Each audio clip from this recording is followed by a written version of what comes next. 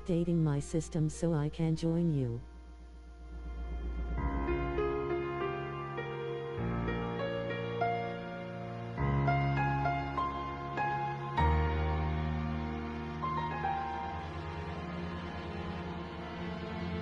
Even though RoboCop sucks.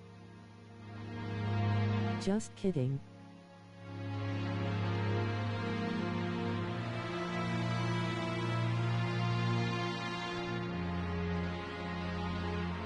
LOL.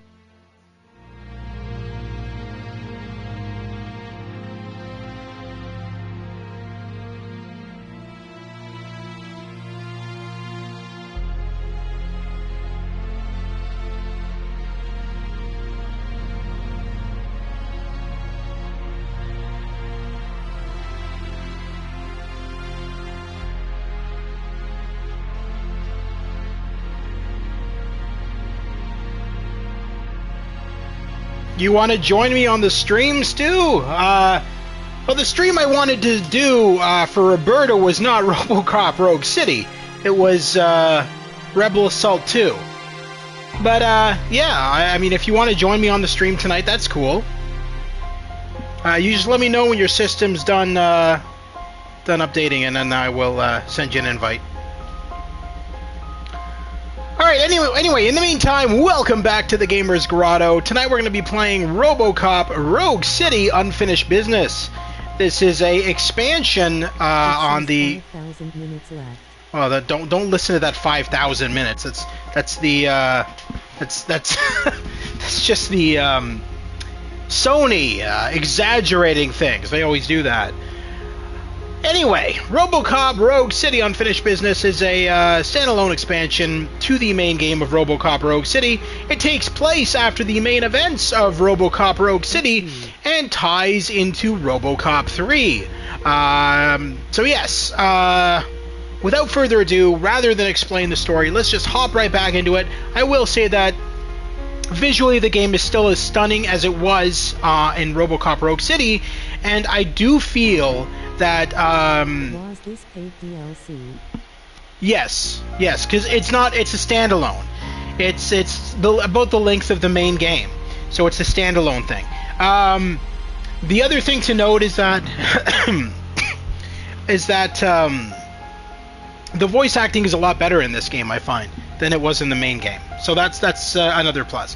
But anyway, the game is still kind of buggy in spots, so bear with it. But we're going to hop right into this right now. Let's play RoboCop Rogue City Unfinished Business on the PS5.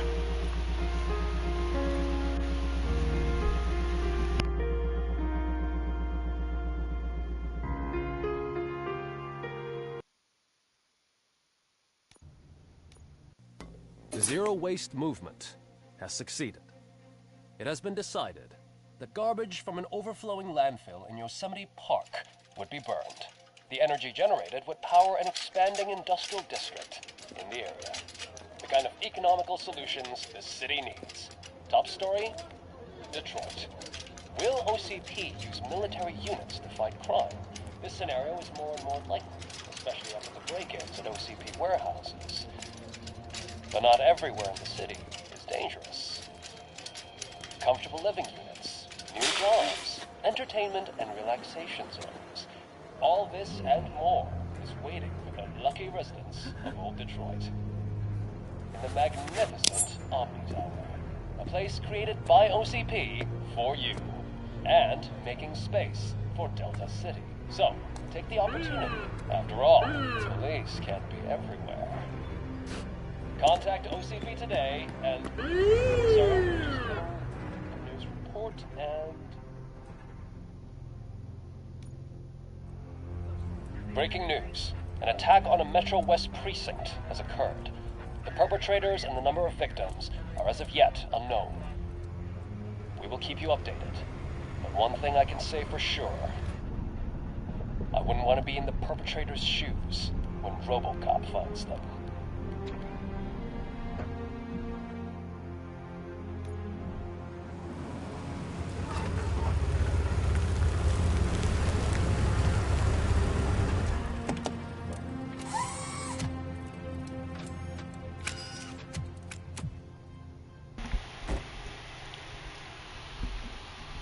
So talking about that opening, I don't like to talk over cutscenes, but talking about that opening, that guy with a switchblade was the most unmenacing dude I've ever seen. It just looked like an old grandfather pulling out a switchblade.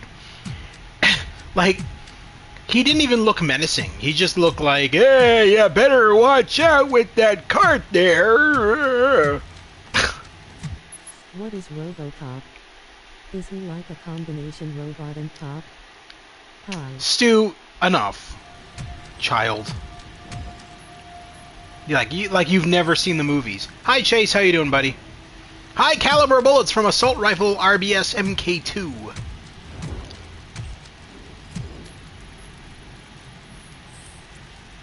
RoboCop is awesome. Tire tracks left by an unknown vehicle.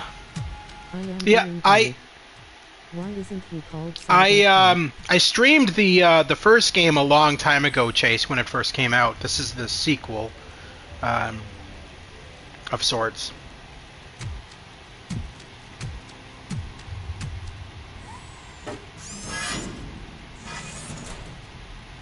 So you didn't miss too much. We just arrived at the police station to discover that it was all shot to shit, and all of our fellow officers are dead. He told me not to invite you. What are you saying, Stu? What are you saying nonsense? Trying to start shit.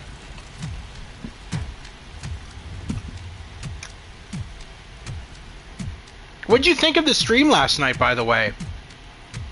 I don't mean your stream. I know your stream sucked ass. I'm talking about, I'm talking about, Ames's stream. Roberta's brother.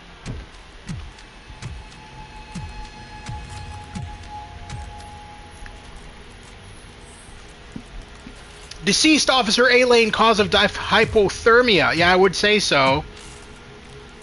He looks more frozen than Canadians.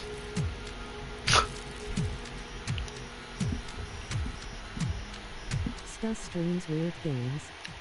It was okay, I wish they didn't use Scum VM.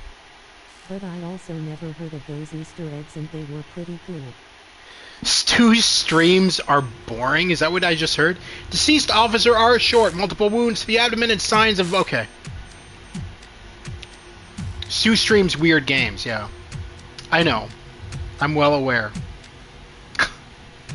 I've been privy to a few of them. No, he said I stream weird games. I know, he said you suck ass. That's what I said. I'm just messing, Stu, don't worry. We know. We're well aware of that one. Do you remember that one guy who used to harass your stream all the time? I can't remember his name. It was like Penis Head or something. I just don't remember. Some weird ass fucking name. Huge Ass. That's it. Yeah. Can't believe that you remembered that name. I always used to think it was always asleep for the longest time.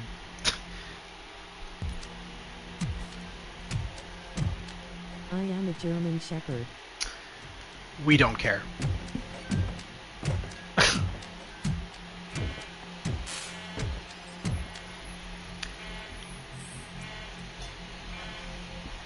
Officer Clayton, cause of death, multiple wounds across the whole body. Yeah, he looked like he was shot about 100 times. It's funny we're like, remember that weird guy, and then Chase says he's a dog, LOL. Dispatch center compromised. Yeah, that was a perfect timing.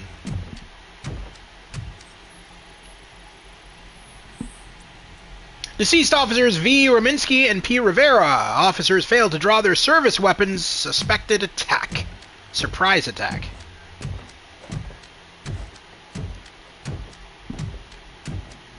Chase is on the case. Unfortunately, or fortunately, we don't need him. Because he would just be useless as shit. Thieves ransack OCP. Mysterious thieves have robbed multiple OCP warehouses. The corporation urges the police to take swift action. What exactly was stolen, and how is the Detroit Department going to recover the missing assets? Read more on page 2.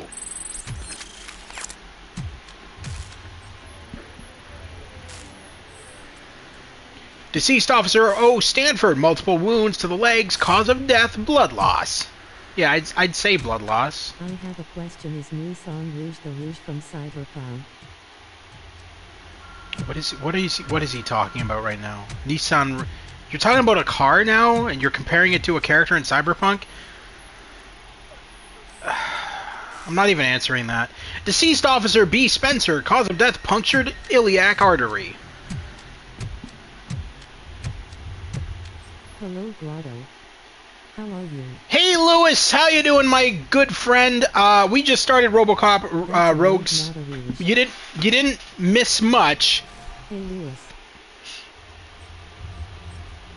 You didn't miss much. We just started. So, RoboCop just arrived at the police station to find all of his officers dead.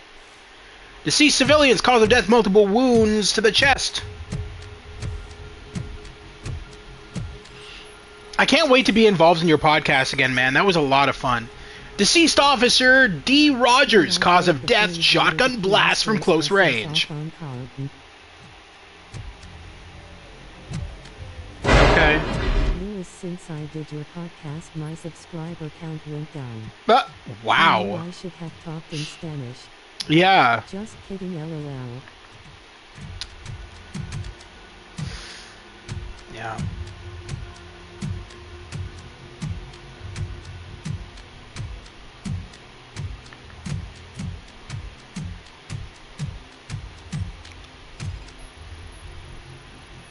I could say something mean to you in Spanish right now, but I don't want to. Deceased Officer C. McGee. Okay. Until 2037. Well, my sub count really did go down, but it's not for that reason. That is the biggest lie I have ever heard come out of your mouth, Chase. Activision doesn't ban accounts until 2037, so enough with the nonsense. If you're gonna at least say something, make it sound believable. That was not believable. Deceased Officer J. Nash, precision shot to the femoral artery, cause of death, blood loss. No, they don't. They don't delete it. They don't ban accounts until, like, the next century. Come on. What are you, Okay. Nonsensical nonsense here. Deceased OCP personnel, cause of death, hypothermia. I mean, they look pretty cold. But yeah, so Lewis, basically what you missed here is we arrived at the police station as RoboCop. The police station's all been shot to hell. We don't know what's going on just yet. We're gonna find out right now.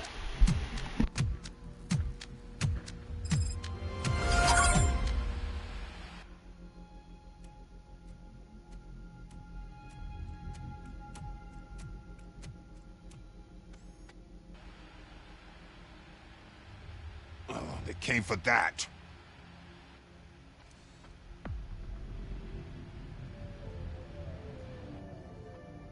You need medical assistance. There were too many. And their weapons.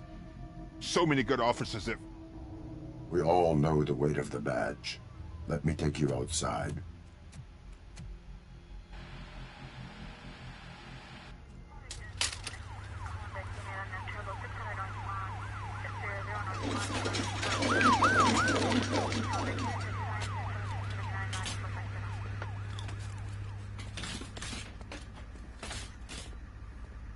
Who on earth? Those goddamn Would you rather mercenaries. be dead or Sir, please RoboCop? lie down. We need to leave. No. Go. Those mercenaries are my unfinished business. Fine. But first we need to get things straight. First thing, this will be RoboCop's assignment, and Robo's alone. Lewis, you are off this case. But Sarge... If I'm going to the hospital, someone has to take care of this mess. Murphy, do you have a better candidate?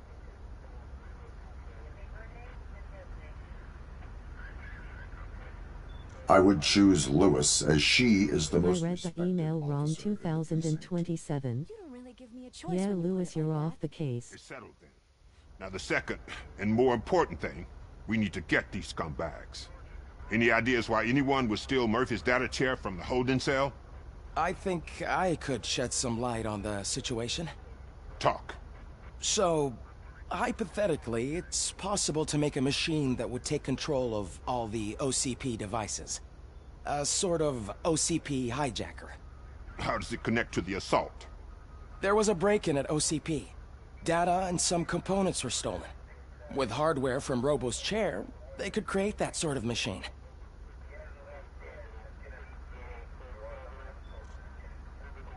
Victims of the assault were not hypothetical. I didn't mean it that way. But, like I've said, it's all just a theory. And not cheap. And you'd need access to a massive power source to run it. Does that Imagine building if you call Cop Dude Omni was Tower Chase. possess such capabilities? I Huh. believe it does. Sarge, you have a suspicion? One of the mercenaries dropped an access card to Omni Tower. I am heading there. That building is technically outside of police jurisdiction. But if OCP calls it insubordination, I'm happy to pay the consequences. Once you're inside Omni Tower, find the information desk. It should contain data to determine if the mercenaries are onto something. Godspeed, son. Just remember, we're cops. Don't make it a matter of revenge. It will be a matter of justice. That white coat guy should get his coat pressed. Like Steve's game review. That's funny. Alright! And so the game begins. Heading to Omni Tower.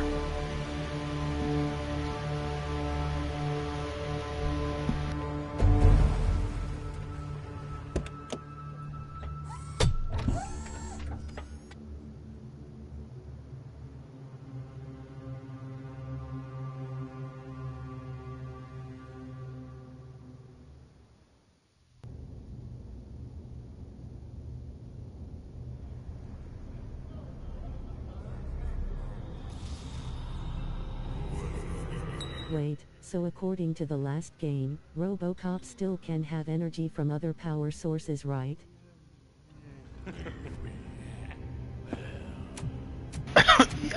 Yes.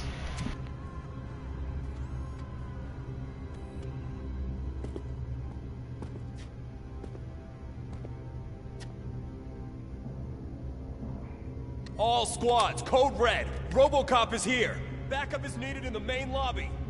Dear residents, an unauthorized individual has been detected. Please return to your living units. Any person staying outside the living unit after 15 seconds will be neutralized. Surrender, or there will be trouble.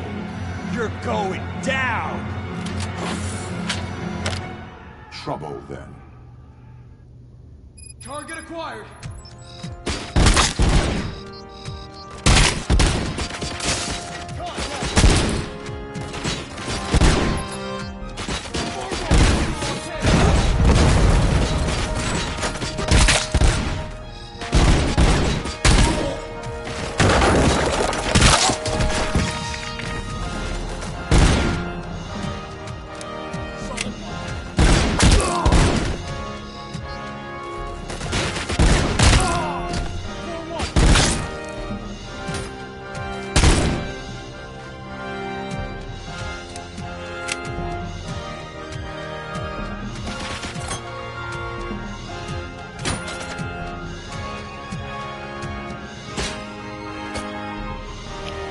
Where is this guy shooting at me?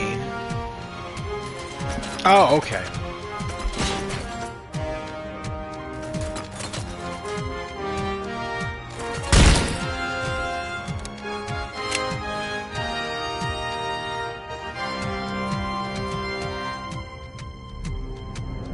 At the Gamers Grotto, you didn't answer my question. What was your question, Stu? Would you rather be a dead cop or a RoboCop? A dead cop.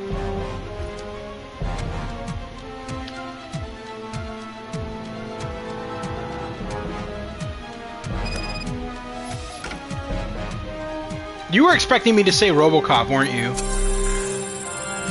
Nah. I think I agree.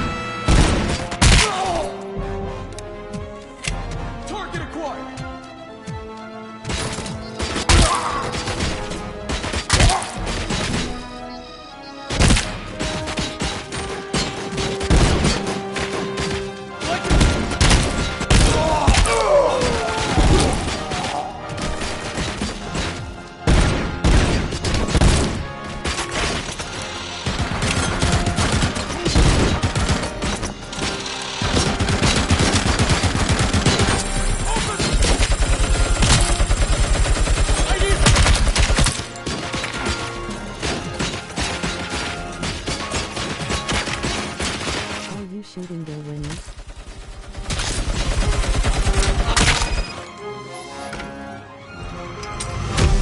So, you remember how you said that there's going to be an option in the game where whenever he targets them, it hits them in the balls? That never happened. I don't know who spread that rumor, but that never happened.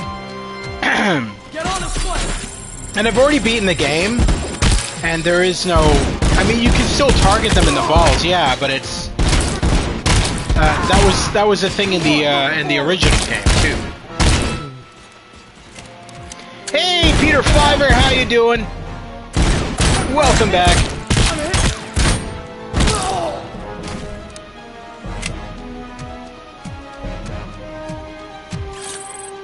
Alright, I saw... I'm doing good, man. We're playing the RoboCop Rogue City sequel, Unfinished Business. I just accidentally used health when I didn't mean to. Whoops. Let's grab that one. Let's make sure that there's no other health around before I head on to the next location. Really? Maybe is enabled only in hard mode. What was that noise? What was what noise?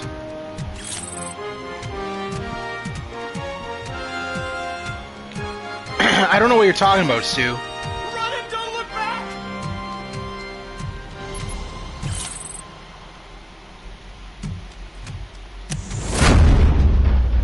Oh, this is the new mode in the game. We can do environmental takedowns.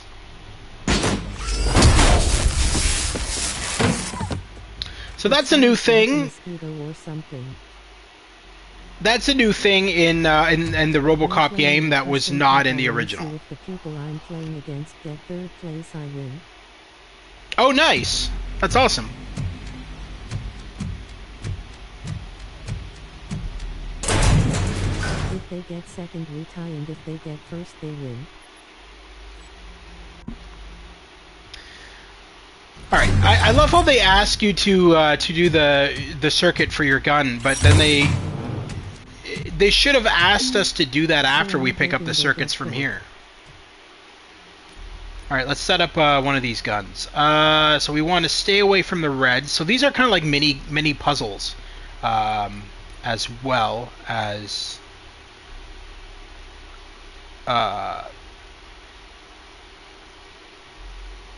Okay, so we'll put a 14 here. We want to keep that away from that 5%.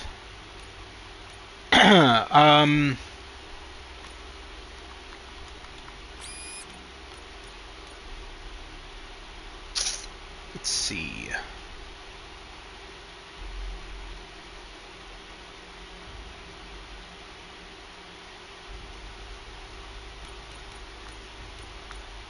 A 16 could I don't know if I want to put a 16 there.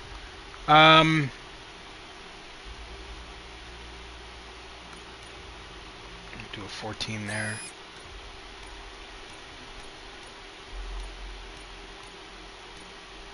Invite me in now. Invite you in now? Alright, I gotta make a party. Give me a sec. I'm good at math.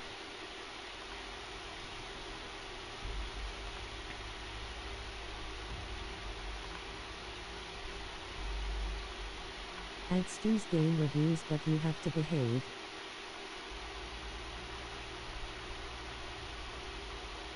Stu doesn't know how to behave. What are you talking about? Who do you think you're talking about?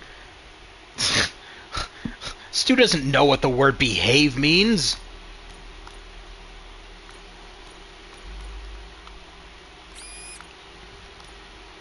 Alright. Shit. They're not giving me a lot to work with here. So, we want to always avoid the reds. If I put in any of these, it's going to activate the red, which discounts, which removes... What the hell was that? Why did you join and leave, Stu?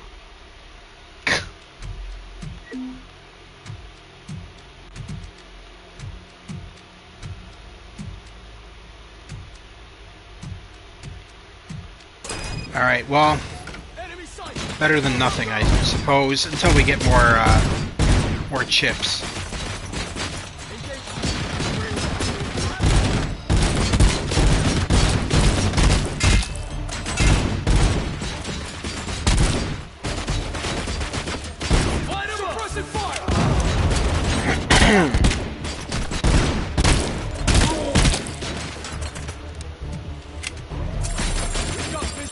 I'm not hearing you. Are you talking on mic?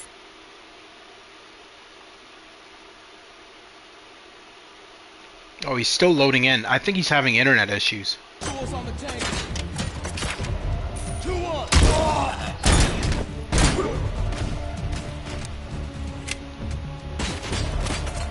Damn, that gun is just covered in blood. That's crazy.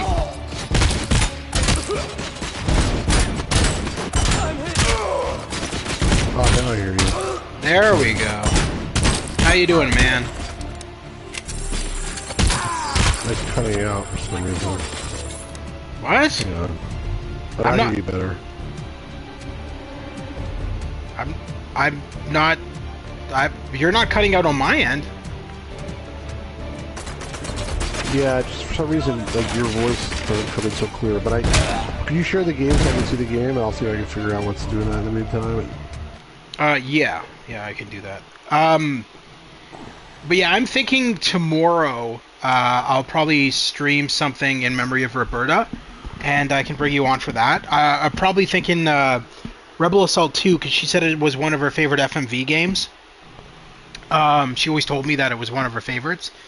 And that game, I can beat that within a half an hour, so I'm thinking it'd be a very short stream, but... Rebel Assault 2? Yeah. They remastered it for the PS5. I don't think I ever beat that game. I beat the first really? one. Oh, okay. I played it, and I remember, like, there's like the scene on the ground where you're, like, jumping out of cover and shooting, and I feel like some points I got stuck, but I'm not sure. I don't remember beating it, but I might have. It's just been a long time. It's such an easy game. Alright, fair enough. It's such a long time that I don't remember, honestly. What I do remember about Rebel Assault was that I bought that game because I went to, like, the store, and they're playing the first one in like a monitor. Like, it was like, you know, an ad running in the store, and I was like, holy shit, this looks amazing for, like, at that time it was so good, but nowadays it looks like crap.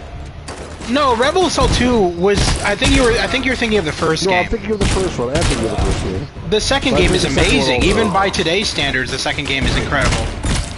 And the cutscenes, the live actors in the cutscenes, they didn't do live actors in Rebel Assault 1. It was all CGI. It was actually really shitty. Right. Rebel Assault 2 had live actors? I don't even remember. Yes. Yeah, it was all filmed. It was all filmed on sets. Yeah. I have it somewhere. And it did very poorly in sales back then, because the whole thing was, if Rebel Assault did really well, so they had already started, LucasArts had already brought in Steven Spielberg and George Lucas. Now, George Lucas was heavily involved in Rebel Assault 2. Not so much Rebel Assault 1, but he was involved in Rebel Assault 2. And so LucasArts brought in George Lucas and Steven Spielberg to create a FMV Indiana Jones game. And they were bringing in Harrison Ford to star in it. It was going to be crazy good.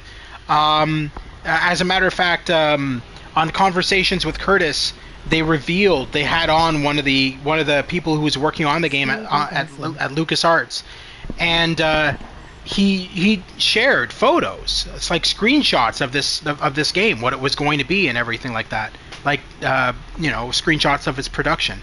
And they pulled the plug on the game because Rebel Assault 2, they spent so much money on that game, and it didn't even come close to sales figures. It's a totally different type of game, and it's like, what the heck?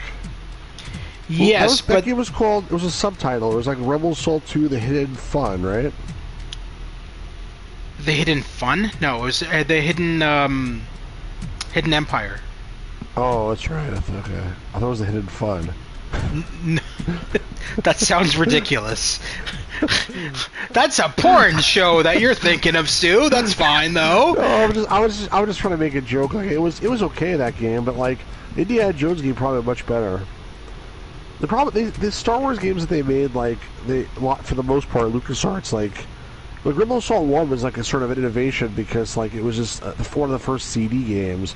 But after that, they started cashing it in, like not really innovating too much of those games. And I think it turned people off. Yeah. Who's this dude? So this is a cutscene. I'm just gonna mute my mic while this plays. That's what I like to do, so that people can hear the cutscene. I'll keep talking. Yeah, that's great. Yeah, you should. Yeah, just talk over top of everything so nobody knows what the fuck is going on. Anyway, I'm gonna play this now, smartass. Good day, sir. How may I assist you? Information regarding mercenaries occupying this building. I need it. Excuse me, but I am not used to talking with an individual using such a tone, sir. Are you a resident or willing to accommodate?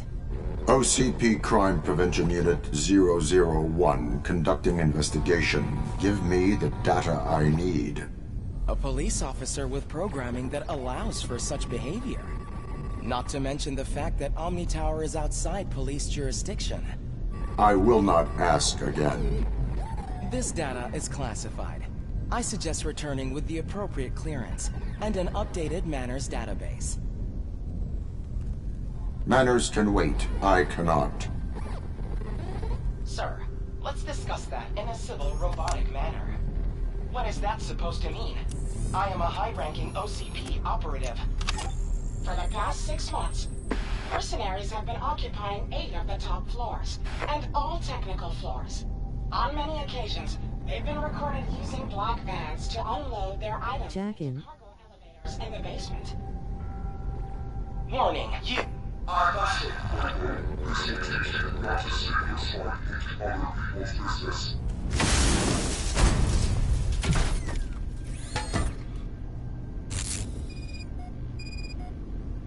RoboCop? RoboCop, do you copy? Help! Please! Help! RoboCop, Worse than V. save those people.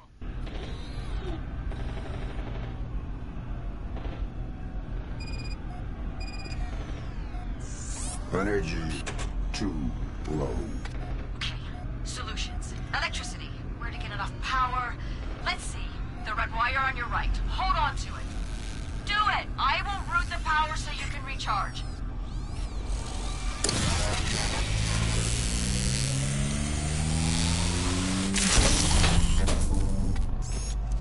V is like RoboCop but different scenarios. Electrify to teach bullies a lesson. Alright. Chase, I'm not going to ask again. You do this all the time whenever you come into my live streams, and I'm kind of getting fed up with it at this point. I don't care about Cyberpunk. This is not what we're playing right now. I need you to shut the fuck up about Cyberpunk. It's about V. V is from Cyberpunk. He's literally comparing V from Cyberpunk into RoboCop. He needs to stop. He is way too obsessed with. No, he's way too obsessed with that game. To the point where he's comparing, like, he'll come into live streams where somebody's playing Tetris and be like, "Oh, this reminds me of Cyberpunk." It's ridiculous. It's just, it needs to stop. Holy shit! Can I ask you a couple questions? Huh? I have a couple questions about that cutscene. You don't have to pause it, but can I ask you a couple questions? Yeah. The guy said, like, if you're a building resident or if you're willing to accommodate. Give me a sec. I'm just gonna adjust. What does that mean, willing to accommodate? Was he actually acting for, like, asking for, like, sexual favors or something? No. I wasn't sure what that meant. What was the other question I had? Oh yeah, like, how come these things just have like a little hole like designed for people to hack it? Like, what's the purpose of that? Do you not remember the movies? That was the thing. Honestly, like, I hate to rewatch them. It's such a long time. Okay, so OCP for all of their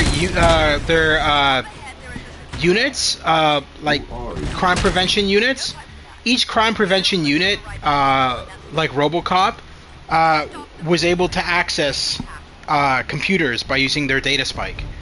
No, that makes sense. But what's the I love RoboCop. design for? Like, is it for some other kind of interface or something? Did they ever explain that? No, it was designed for them. I mean, those computers were designed by OCP. Oh, okay, I get it now. Thank you. You're welcome. So I love that line, by the way. The line that he said, "Electrify to teach bullies a lesson." Fun fact, he helped write the script for this game. Is it Peter Weller? Yes, Peter Weller was brought back. This time, he was heavily involved in the script writing for RoboCop, because he played the character for so many years that they were like, you know what? Improv your own lines. Do your own lines. Do what feels natural. So that's what he did in this game. And he had, that was one of his lines that was not actually written into the game. That electrified to teach bullies a lesson, that was a line that he improv'd for the game, yeah. That's cool. It's cool that how old is he already? He's pretty old, isn't he? He's 90, I think. Holy crap. Wow. It's good, I guess this is voice acting and not motion cap or something. You mean AI? I know what you're talking about. Well, I'm saying I'm glad it's not motion cap, and he doesn't have to go in a suit and act it out physically or something. Oh yeah. No. But he was very excited to do this and the first game. He loved both of the games, and he goes to conventions all the time. I see videos of him interacting with fans at conventions in the U.S. all the time. He's very humble. I guess this is his most famous role, right? It's what got him famous. For you, no. How much did this DLC cost? The reason $30. The reason I say no for you, because this is it's not Cyberpunk. There's no no. Patrol in it. Well, that too, but no. For the main reason is that unlike the first game, even on the easiest difficulty, this game is obnoxiously hard. Because the whole point of this DLC is to fight wave after wave after wave after wave after wave of enemies between floors. There's barely any break in the action, and when there is, there is little mini puzzles and things like that to solve. But a majority of this game is just a wave shooter. And I know for a fact that you would get frustrated, and you would get annoyed, and you would try to break your console. So, no, I don't think you should get this game. Is it fun for you? Oh yeah, I've beaten it. I know, but it doesn't get boring. It's gonna shy you. I don't get bored of the RoboCop games. I don't get bored of any of Teyon's games, if I'm being honest with you. I find that they are a really good company. I think I like licensed games That in is general. not true, Chase. You literally told me the other day that you were getting angry at your console, screaming it at it and throwing things at it. So, if that's not trying to break your console, I don't know what is. I think I like licensed games in general, and I like being immersed in a world, in a setting, especially if it does a good job like this one does. I don't the style of gameplay, I don't know if I like it or not. I should try it. Wait. Invite you in? What do you mean, Lewis? We're on PlayStation chat, Lewis. I don't think you realize. We're on Discord. Yeah. We're on PlayStation. If you have a PlayStation, I will gladly add you as a friend and then invite you in. Technically, did they make it so that Discord on PlayStation can be used as a streaming platform? I'm not even sure. I'm pretty sure you can. I don't know how, though, because I don't ever stream on PlayStation. Because I know that Discord is now a thing on PlayStation. Guns are on the floor. How come I'm not picking up any of the guns? Yeah. Because I have a machine gun. Oh, you don't need it. Your regular gun seems like it does a lot of damage. Yes, it's his gun from the movies. It's the Auto 9. But the thing is, usually, in games like this, you get better weapons, but you feel like you start already with a really good weapon, so it's like... So the whole point of this game was not to, just like the first game, was not to make it too challenging. They wanted you to feel like a badass. They wanted you to feel like a fucking walking tank that could take down anything. because that's what RoboCop was. If they made it, if they dumbed it down and made it more like RoboCop was a bullet sponge and was constantly taking damage and shit like that, it wouldn't feel natural to the movies. So the whole point of this game was that it's supposed to play like an arcade shooter, and not really focus on. Yeah. Like, only times they try to make a Superman game, for example, like, they all suck because, like, they always have to try to make it, like, so that it's hard and, like, Superman is a weakness or whatever, but you never actually get the experience of being Superman, which is, like, kicking everyone's ass if you want to do that. Exactly. So I'm glad they did it like this. Much better. I mean, even their Terminator game that they made was fantastic, too. Like, I mean, this company is one of those companies that knows the franchises that they're getting involved in. And understands what the fans want, which is really nice. And they're doing a new game now. They're doing a Judge Dredd game, and they're bringing in Sylvester Stallone for it. So I'm kind of looking forward to that as well.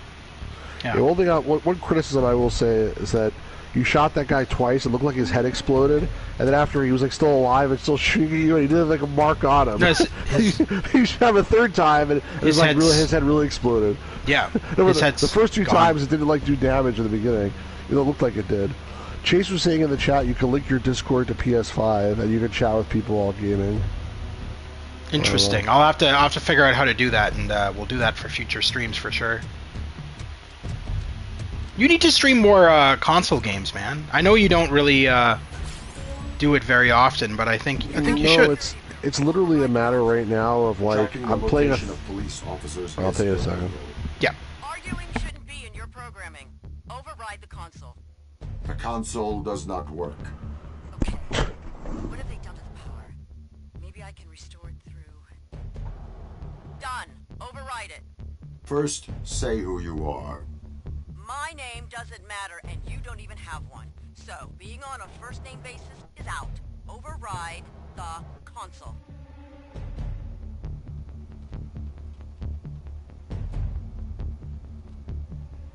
I would say you don't know authority to give orders. Like, who the hell are you? Sure.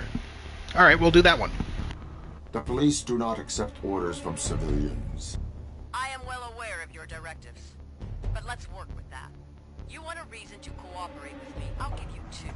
First, without me, you won't reach the floors occupied by mercenaries. They took control of this building's security, and I am the only one who can guide you through it. Take the gate in front of you.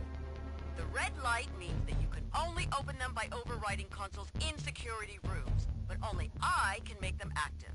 Secondly, people behind those gates. I guess you'd prefer to help them before you go further. So, what do you say now? Openness is key to cooperation. Override the console. Openness is key to See, the thing is that a lot of people never realize this, but RoboCop was not meant to be a serious movie.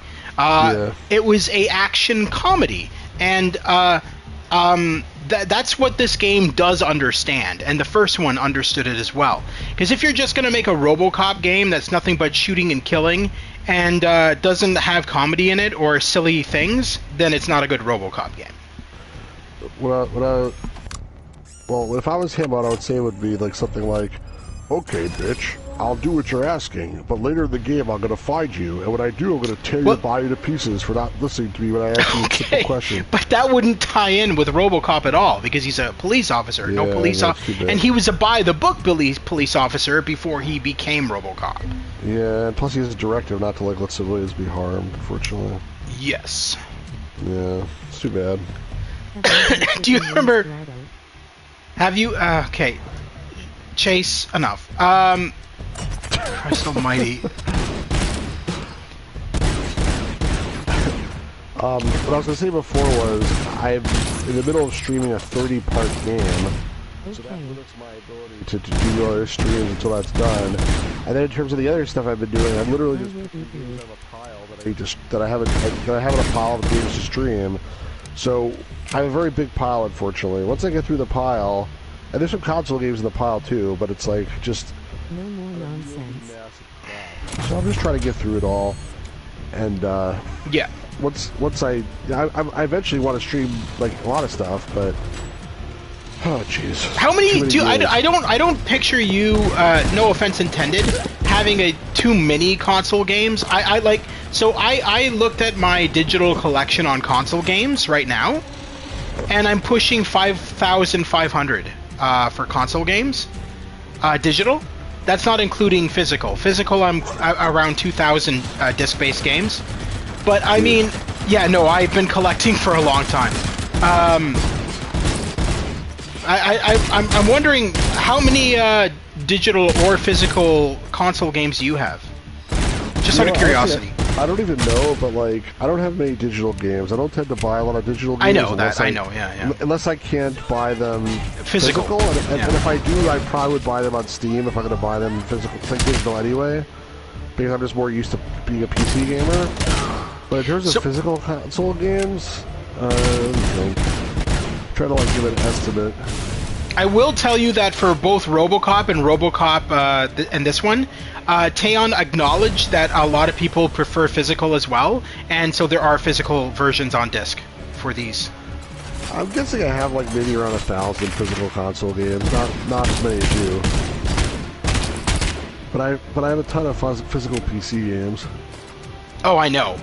I've seen behind you when you live stream. You have a fucking museum. Yeah. You know what happened the other day? I think I mentioned this actually at the beginning on Luis's podcast, but before you joined. Mm-hmm. My sister went to a retro gaming store, her and her husband, and like they were showing the person like one of my videos with like stuff in the background, and then like he's like, "Who is this guy? What is this crap he has?" Whatever. And then like they actually did like a what do they call it? FaceTime with me. And like this guy was like the owner of the store was talking to me a little bit, and I was like, "Okay, I gotta go," you know. But like, it was sort of funny. I'm just opening my mail right now. I was exploring the channel that Lewis had us on yesterday, and I just realized that it's a bunch of guys and girls that run that. It was a couple days ago. That run that channel. No. I'm saying I went on his channel yesterday. Oh, got it. And I was just checking out a bunch of videos, and it looks like there's multiple people that are running that channel. There's multiple hosts. Yeah, it's a whole network of people. Apparently. That's really cool. I really like that. It is cool. It is cool. I have a friend who's like he's an Israeli retro gamer, and he has a channel in Hebrew. Mm-hmm. And he has like 20,000 subscribers or something like that. It's actually really good content, but it's all in Hebrew. And like if you don't understand Hebrew, like you can watch the pictures and listen to the music, but you're not going to understand it. I mean, there's subtitles you can put on, obviously, but the point is, his audience is like interviews to indie developers too. Yeah, I noticed that, Lewis. I noticed you were like interviewing indie developers and stuff like that, and it was really cool. I really like that. I really like your channel a lot. Who founded it, if you don't mind me asking? Was it you?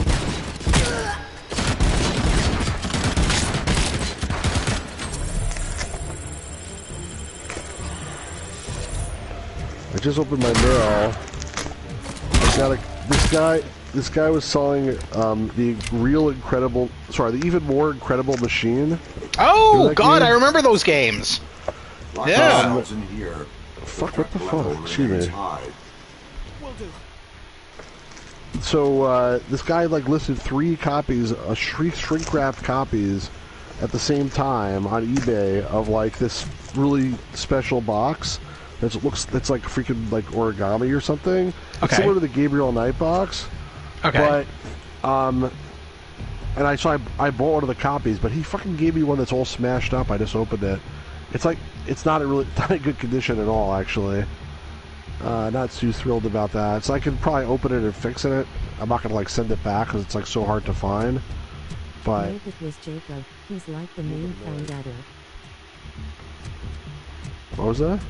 No, he's answering my question. I was asking him who the main founder was of his channel, if it was him. To all inhabitants, let's face it, OCP screwed us. They took away our homes and dumped us in this shithole instead. They promised it'd be better here, but nah, we're packed in like sardines. dozens in one flat. Or okay, that was so worth interrupting me for. Or we've become homeless, even though we have a roof over our heads. But it ain't gotta stay this way. We shall roll just like Bertha Washington. Kick those OCP jerks where it hurts most, and take our shit back from them. Meeting's on. You know the spot. Red. No, but yeah, Lewis, I'm definitely down for another podcast with you. I'm really excited, actually. And this time I'll try to be there on time. Jesus. I feel bad about that, too, because, like, I had so much fun in the limited time that I was there on your podcast. But I had a lot of fun. And I would definitely be down for another chance to maybe be around a little bit longer and talk.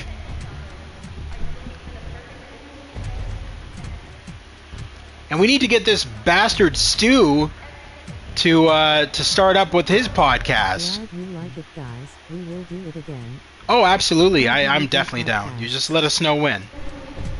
And I know Stu would be down too. Yeah. How do you do I'm not telling you how we do podcasts. That's the last thing we need. That's pretty funny.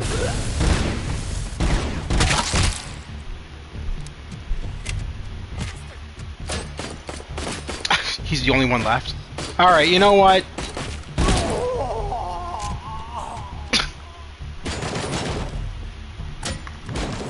Come here. Alright. Oh, yes, that's what I'm looking for. More chips. Nice shot. Alright, let's go look at whoops, that's not the screen we want. Actually, no, hold on. Let's oh,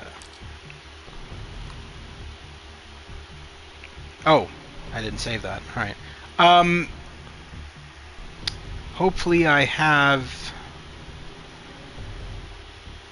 shit. Oh wait, no, I gotta You do some shit. Now for this one, we want an up and a down. Again, you don't want to ever touch the reds, right? These reds here, you want to avoid those, because those are bad. Those will actually take away your stats. I didn't know that when I was first playing the game, and so I was just like putting chips in everywhere, and then my stats were decreasing. I'm like, what am I doing wrong? And that was when I was playing RoboCop, the first one, when I first played it. And then I realized, wait a minute, it's a puzzle. It's not just simply shoving in chips everywhere. Yeah, I don't have a decent chip for that bottom one. Top one we could probably get away with. Actually, no. Yeah. Alright, so we're good for now. I'll have to upgrade some more when I get more chips.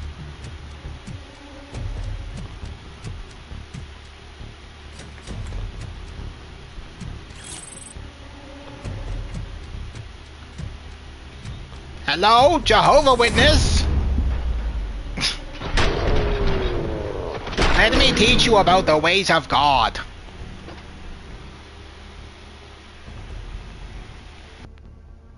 Oh my God, RoboCop, you saved us. Lock yourselves in this area. The threat level remains high. What's up, Stu? I'm just frustrated about this thing I got in the mail. It's like pissing me off. The guy sold like 3 copies of this game, and like... Can you see if he has maybe another copy, or if... I'm gonna message him. Okay. He sold 3 copies, and like basically...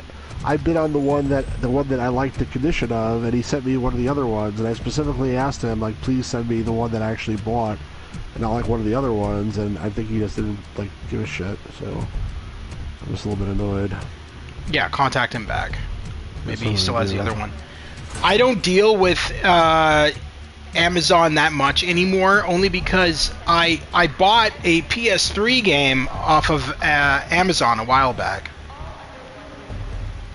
And this guy sold it to me, and it was Saw 2. So I have Saw 1 for PS3. Okay. And so I bought Saw 2 off of him. I get Saw 2 in the mail, and lo and behold, he put Saw 1 in the Saw 2 case. That's happened to me too. I contacted him back, and I said, yeah, you know, I bought Saw 2 off of you. I didn't buy Saw 1. I already have Saw 1. And he's like, oh, shit, I must have put Saw 2 in the Saw 1 case and sold it to somebody. I'm sorry. Oh, God. So I was like, okay, it was only $20, so I was like, okay, whatever. I have an extra case and game. That's really annoying. Yep. Especially considering Saw 2 is really hard to find. It was the better one, in my opinion, story-wise. But it was really hard. It's really hard to find. And the only copies that I've seen now are going for like $500, and I'm not paying $500 for a fucking PS3 game. Oh boy. You know what I do have? I have an original copy of The Simpsons Hit and Run on PS2, and that game is so stupidly expensive right now on Amazon and eBay. Why? I don't know. But it's ridiculously expensive. I lost $30 from COVID. I ordered AC for PS3. Next minute never came in. Dad's Fallout 4 30 edition came in. You ordered AC. Oh, Simpsons Road Rage PS2. Assassin's Creed. Okay, that's not the same game, Chase. Simpsons Road Rage is not Hit and Run. Hit and Run was the sequel. Road Rage was terrible. Road Rage was a horrendous game. It was absolutely horrendous. It was not the good game. It's the other one that I'm talking about. Hit and Run. Hit and Run was the good one. And that game is ridiculously hard to find. And when you do find it, you're usually paying an arm and a leg for it. Alright. There. Nobody killed. Yeah, man. Oh, I love this guy. But bad for you, I'm the biggest RoboCop fan in all of Detroit, and I can tell you're a copycat. Although your costume was kind of gnarly. The level of threat in this area is high. This guy's funny. I recommend locking yourself in here. Hey, your voice acting's really good, too. Tomorrow I get to order NFL Street 2 game Gooby. Okay, can you stop now, Chase? I'm streaming a game. I don't really appreciate you coming in here and telling us your life story. It's kind of inconsiderate and rude. Stu may not say anything about it on his channel, but that's his channel. But I am definitely going to take you down a level, because that's inconsiderate and rude. So, do better. Alright, anyway, so he's asking, if you really are RoboCop, prove it. So, what do you want to say, Stu? You want to say the famous one-liner or the prime directives? Say famous one-liner.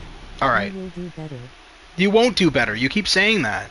Anyway, famous one-liner. Got it. Stay out of trouble.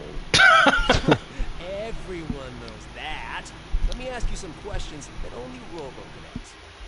At which precincts of the Detroit Police Department has RoboCop been stationed? So anybody who knows RoboCop movies will know that he was stationed at Metro West and Metro North. Metro West, when I think he was Alex Murphy, or in Metro North when he was a RoboCop, or vice versa, anyway. But two stations, Metro West and Metro North. In Metro West and Metro North. Okay. What is RoboCop's name? Now that's a trick question. None of your business, dipshit. That's a trick question. They want the fans to go, well, it's obviously Alex Murphy. RoboCop was not his name. RoboCop was the name that the officers gave to him. Alex Murphy was the name of him when he was an officer. The actual answer here is OCP Crime Prevention Unit 001. OCP what happens if you get it wrong? He'll let you know. 001. Alex Murphy died. Okay. Last but not least, what happened with Kane, the leader of the new... By idiots. You became RoboCop 2. That's actually the right answer. Really? Yes, Kane, if you remember in RoboCop 2, Kane was killed and OCP took him in and extracted his brain and put it into another crime prevention unit. But the problem is, OCP put the brain of a killer, basically, into a crime prevention unit, which became RoboCop 2. And Kane took it over because, I mean, you're putting a brain of a psychopath into a robot, and, you know, nothing good happens from that. Kane was made into RoboCop 2. It went poorly. Huh. You know, stars don't lie. The design of the robot from Kane was nice. It is an honor to meet you. I should have known from the start. I won't hold you any longer. We'll lock up this place. Go, protect the innocent. Stay safe, citizen. I like that little mini quiz. It's cool. Did everyone see that? I met RoboCop in person. Okay. So you remember, Lewis, that we fought Kane, we fought RoboCop 2 at the ending of the first game. My brother is bugging me. I am going to give him my sock. Oh, okay. I don't know. Anyway, so yeah, at the ending of RoboCop Rogue City, the first game, we actually fought RoboCop 2. But now it wasn't Kane. Instead, OCP had put the mind of the old man, the mayor of Detroit, not the mayor of Detroit, the president of OCP, into the shell of RoboCop 2 in the game. Why is it telling me to go here? I don't have any points to... Okay. That tutorial makes no sense sometimes. It's telling me to upgrade my points, but I didn't have any points to upgrade. The old man wanted to shine, literally speaking. Yeah, exactly.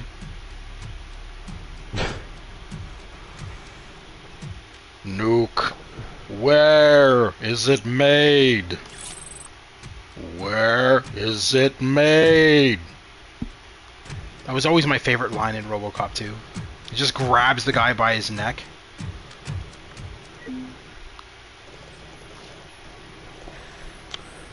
Oh man. Stu, just message him. All right, there you go. I sent the guy a note. I'm just wondering, like looking at this thing, I'm wondering if it's possible to fix it or if it's just like broken beyond repair. So, okay, what is exactly broken on it? Is it the CD itself, or is it the case? No, it's it's like the cool thing about this is it has a Sierra put out 3 games with like special boxes like this. One of them is Gabriel Knight 1 that has the origami box. You know what I'm talking about? Have you ever seen that? Yes, the specially designed box, yes. Right. So this game, the even more incredible machine, has also a box like that. That's even sort of more crazy. There's a thing where it says like pull cat's tail, and you pull the tail like opens up or something. This one's sealed. It's shrink wrap, but like it looks like someone like sat on it and like immersed it in a bathtub. Like it's not in really good condition. So like it's probably still. I mean, like, I wonder if it's fixable, because these boxes are not easy to find, and I'm sure, like, he had 3 listings on eBay. The other 2 guys who got them were not going to, like, send back their copies. So I asked if he had a 4th one, maybe, that he sent in by accident, because this one looks worse than any of the ones that were up there. And I'm hoping, like, that'll, you know, he'll come back and be like, oh, yeah, but I'm guessing that's not going to happen, so... I'm probably gonna. Well, have to you don't know that. Send it back or just keep it anyway. I don't know. You don't know that for sure, so just wait. See, wait a day or so. No point in being all upset about it until you know. Yeah. Yeah, it's just disappointing because I felt like I got a good deal on whatever else.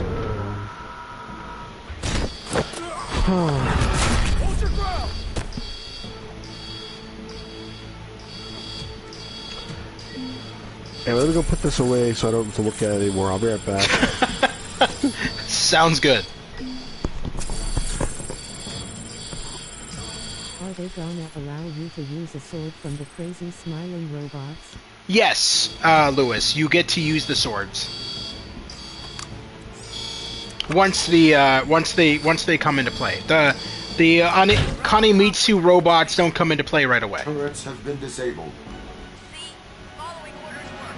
Following orders is not the way partners cooperate. We could discuss it if we were partners. How are you liking it so far, Lewis? Is it everything you were hoping for? I personally think it's good. For $30, it's really good. As a standalone DLC, it's really good. Hello. Hey James, how you doing, my friend?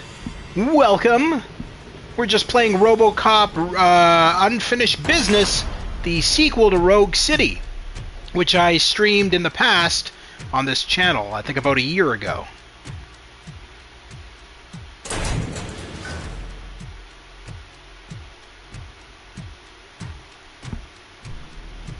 Oh, we got another radio here. These are always fun to listen to. They're always silly. Let's do it.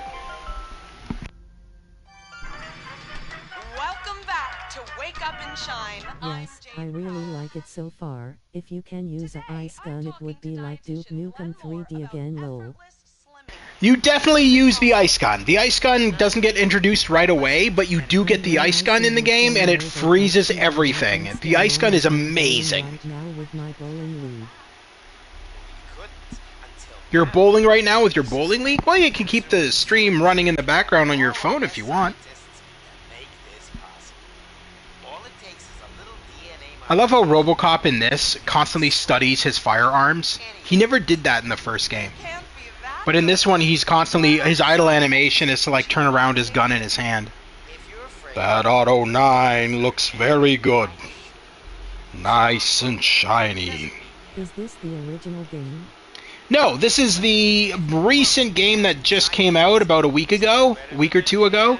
This is Unfinished Business. So this is the sequel to RoboCop Rogue City.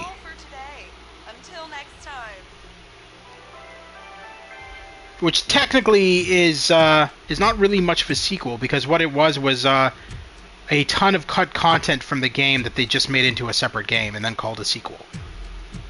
But it's still fantastic, don't get me wrong. I don't want people to think that I'm saying it negatively, because this is a really fun game, and for $30, well worth it, in my opinion.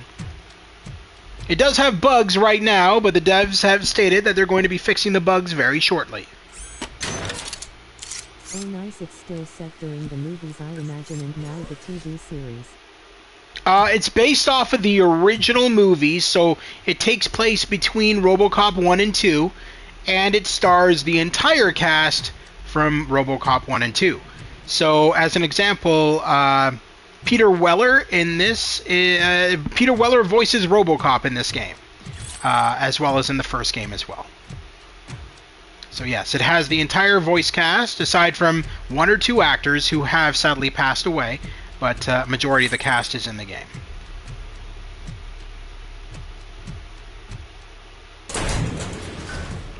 And I gotta say, Peter Weller does a fantastic job, considering I'm pretty sure he's in his late 80s, early 90s, so he is rather old, and his voice acting in these games is phenomenal. Like, he is incredible, honestly. Incredible work. He should be very proud of the work he did in these games. I know that his fans are very proud of the work he did. They always praise him about it. Mercenaries are developing the OCP hijacker. Tell me. Just follow my instructions. It's better this way.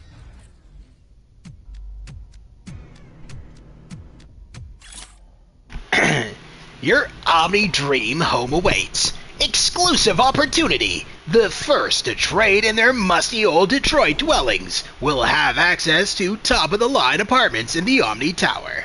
Why trade now? The earlier you trade, the better your chance of getting the top-floor apartments, including the penthouse. Act fast. These prime apartments won't be available for long. With limited units available, now is the time to take action. The early bird gets the best deal. Contact us today!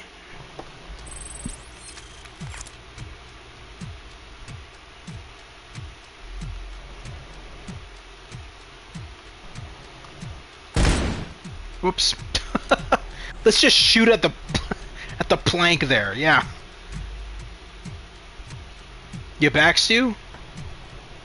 Yeah, I'm back. I got some food too to make myself gotcha. feel better. Jesus Christ.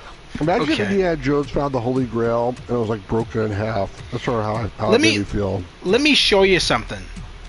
I like this physic here. Let me show you this physic. Let's shoot this pop. Coke. Let's shoot this pop bottle. Well, that's cool. What the? It was going crazy because it was fizzing all over the place. Wait. Oh, so it didn't like explode? I thought it exploded. No. Pop bottle, it didn't So explode? the one time I shot it like literally circled around on the floor in a circle, spraying pop everywhere, and yeah, it's actually just a really nice touch. Unnecessary touch, but nice. Oh, more nuke.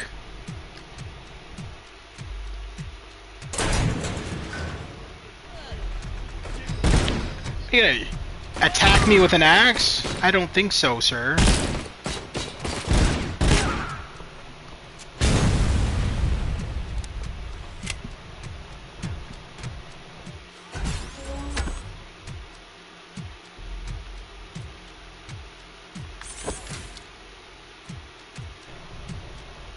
So in this game, do they tease us about RoboCop and Lewis? No. Lewis isn't really mentioned in this game at all. The only time you see Lewis is at the very beginning of the game, where they tell her to stay behind at the police station. But aside from that, Lewis is really not involved in this at all. I feel like maybe her voice actor was busy with other projects, and so that's why she's in it only in like the few minutes. But yeah, no, she's not in this at all.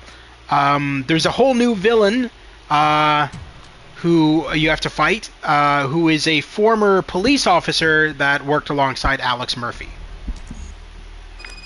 And he's the main villain in this game. The gate is closed. And that's why you need me. What call? Ow! Shit. Is something wrong? No.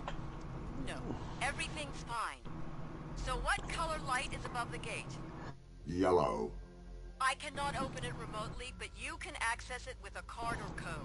Use your protocols. Do some police work. Find a card or someone who knows how to open That's so helpful, lady. I would have said to her, like, I would have told her what color it was. I was like, go blow, you know, like, whatever. Like, she's helping us get to the other floors, which we need to do. She's not really helping. I agree. She's kind of bitchy. Lady, you're suffering from PMS. Yeah. All right. Anyway, let's ask her all these questions. So these ones we can ask all of these questions for this. So we'll do every single one. Your tone indicates you do not fully trust me. I have to rely on you. It doesn't mean I have to trust you. What brings you here? You are not an ordinary resident. I am helping you. That's all you need to know. The mercenaries, what do you know about them? You only need to reach one place in this building to stop them. The place where they are developing the OCP hijacker? Follow my instructions and I will lead you there. You sounded as if you were in pain. That is not a topic I want to discuss with you. So no Donald shooting and Lewis gone. Well, you can't have everything. At least I have an ice gun and a sword. Yes. Well, honestly, the ice gun in this game is the best part about the game. The ice gun is insane. It is stunning. When it fires, it literally turns half the room into ice. It's fucking incredible to see happen.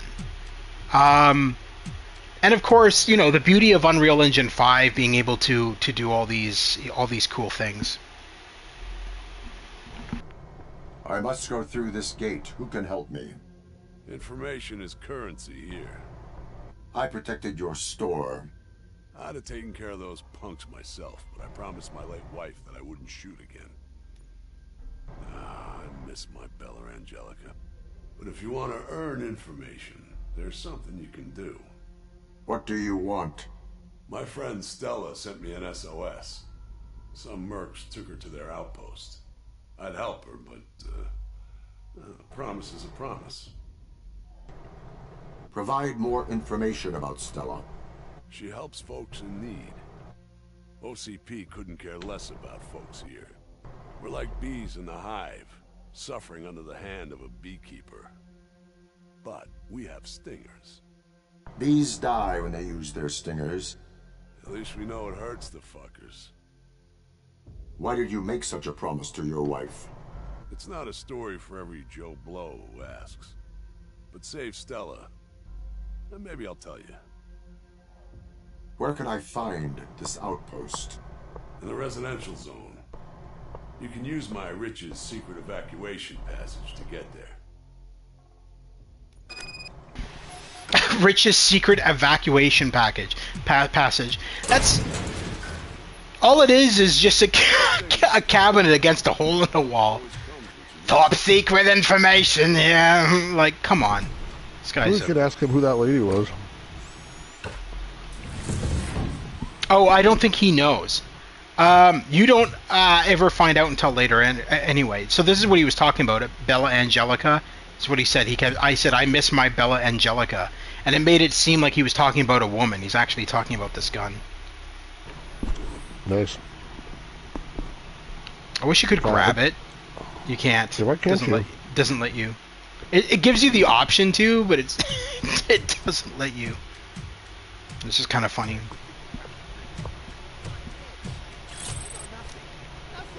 Oh, gotta save this guy before he gets shot. So this is like the Dread from 2012. You are inside a building and kind of have to fight your way out.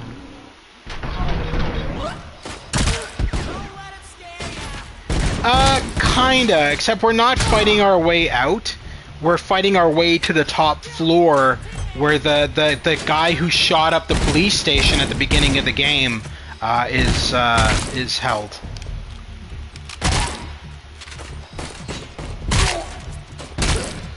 But I do feel, yes, that it takes certain inspiration from Judge Dredd, which, whatever. I mean, it still feels like a RoboCop movie, in a sense. So I have no qualms about the game at all. As a matter of fact, for $30, I think it's fantastic. And there are missions in the game where we get to play as an Ed 209 unit, as well as missions in the game where we get to play as Alex Murphy, as a police officer. There's flashbacks you get to play as, play Alex Murphy in, which is kind of cool too.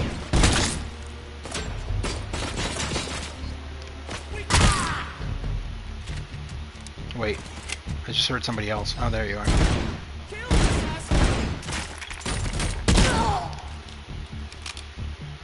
Okay. I'm guessing the bullet ricocheted there.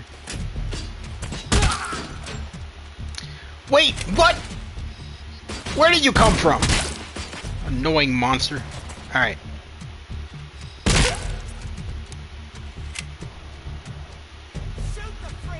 Oh my god.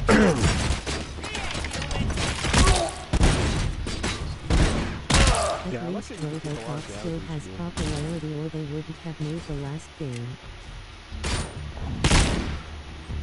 That's an interesting point. I wonder. It's interesting how, like, I'm surprised it's popular. Let's put it that way, given the fact the movie came out a long time ago. Well, you know that they're bringing.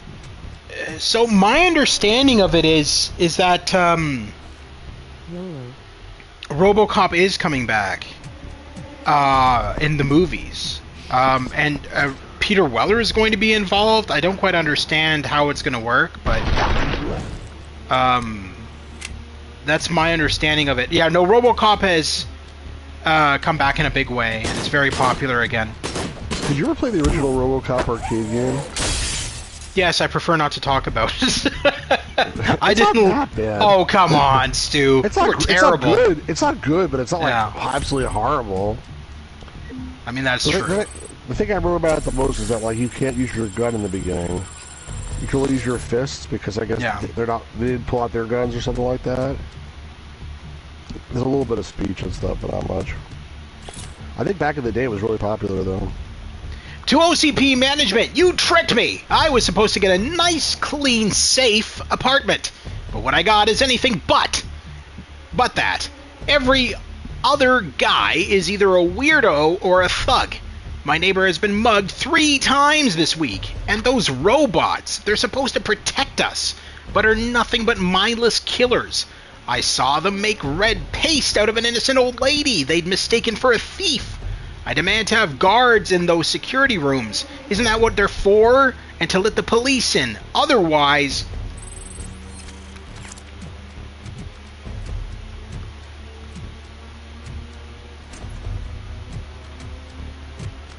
Time to cause property damage. I feel bad for Alex Murphy who's dead, but not really. It's like he's in limbo. I feel like in there if there was like a brick wall. I guess there's nothing other way in. Yeah, James, that's what I was saying before. Would you rather be a dead cop or RoboCop? I think both of us were like, we don't think he's gonna be RoboCop. Well, I mean, there's a part of him that likes what he's doing and stuff like that. But do you remember, like, in the worst part I think it was like they blew off my dick. No. I think that okay. I think that there's some part of him that doesn't like how he's being treated by the police and OCP because in the first movie there's a scene in the first movie. Hi Joe, how you doing, buddy? There's a scene in the first movie where his wife she finds out that he's RoboCop, right? And she comes to the police station and then she's talking to him and she's like, Alex Murphy, is that you or whatever? And he's like, I'm not Alex Murphy. Alex Murphy is dead. And then he's trying to tell her that he's RoboCop and everything, and she gets all emotional and leaves the police station, and she's all crying her eyes out and everything.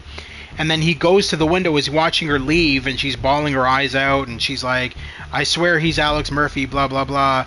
And the whole reason he said that was because OCP and the police literally told him to tell his wife that he wasn't Alex Murphy. So there's a lot of I remember some of that stuff. Yeah, there's a lot of regret, I feel, from him. But at the same time, I don't think he hates the fact that he was turned into a robot. Because he was always a by-the-book officer, and he's just a glorified SWAT agent now when you think about it. But I feel like they make him seem like more machine than man, though. Like, because if he's like a lot of the movies. The first one was about like, did he actually have his humanity, or was he just a robot? And I think they established he does have his humanity, but like at the same time, like he acts so much like a machine that it makes it feel like he's lost a lot of his humanity. You know what I mean?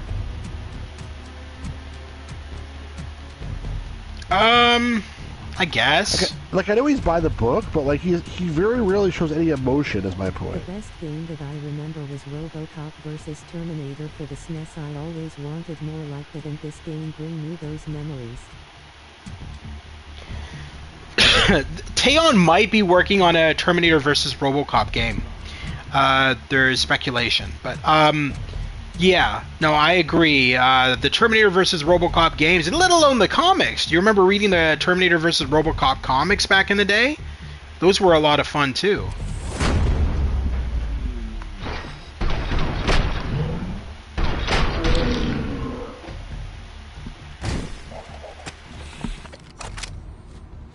Yo, Metal Boy. Thanks for saving my ass. Are you Stella?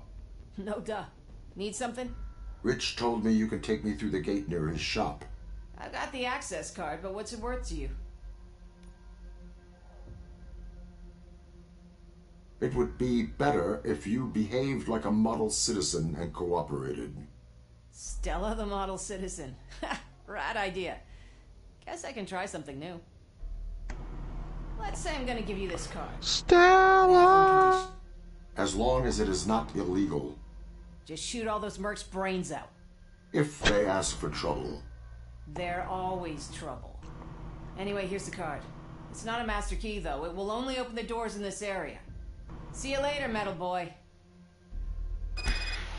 Every time I hear that's Stella, I think of the... Something new. That's what she said. Okay. Every time I hear Stella... Insulting a police officer is a capital offense, and then like, he blows her brains out. I don't like that game. It's stupid. It's too bad you can't actually kill the civilians. I'm sorry, I interrupted you. Every time you hear the name Stella, what'd you say? I'm reminded of the Seinfeld episode where Elaine gets high on all these meds when they're visiting Jerry's parents, and she keeps screaming out Stella. I'm guessing the dead silence means you've never seen that episode. It doesn't ring a bell. I mean, I'm trying to remember.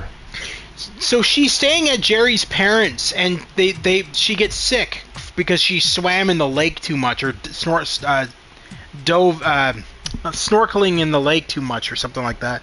And so she ends up getting sick, and so they give her bed, or their bed, and they sleep on the couch. And their bed has like a metal spring sticking up through the mattress, and it keeps on jabbing her in the back, and so it makes her worse. And so she ends up having to go to the hospital because she's having trouble sleeping because of that, among other things. Gets the pen from his his dad's neighbor.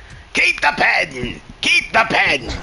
I got plenty of pens! Keep that one! Yeah, no, I remember. Yeah. And then when Elaine gets high on these meds, they're at like an award ceremony that Jerry is hosting, and Elaine's there, and or something like that, some event. And sounds familiar. And Jerry goes, "Hey Elaine, this is my friend Stella," or whatever, something like that. And she goes, "Stella! Stella!" And she's like going crazy. And she keeps on doing it over and over. And you know what it's from though, right? I don't know what it's originally from, no. It's from like A Streetcar Named Desire. Oh, yes. Okay, yes. Marlon Brando. Yeah. I never saw it, but it's like a very famous thing. Excuse me, good sir. I have no legs. All right. Anyway, let's talk to this old dude. What seems to be the problem? Oh, you see, my dear wife is upstairs. She's so weak. She hasn't picked up her phone for some time, and I'm so worried, and my blood pressure is so high. Is she in the hospital? Oh, no. This guy watches Seinfeld too. In the apartment upstairs. You see, OCP assigned us to 2 different apartments, even though we've been married for a half-century. But now my age and bone problems, I'm unable to climb the stairs to visit my dear. Could you please go to Rebecca Baker and tell her that her husband loves her dearly and that we will soon meet again? I take these new pills. I got kicked out of the share play. Yeah, I'm gonna re-add it. Modern medicine can do wonders. Youth pills. Why does it sound like Viagra? This guy reminds me of Uncle Leo. Who does? The old guy? Yeah, because like Elaine was almost the only woman that Jerry parents elected. Then he's like, "I'm an old man. I'm confused." You're like, he's pretending. Hang on. I of. did the wrong one because I keep on forgetting you're on PS4. Laxatives. 1 sec.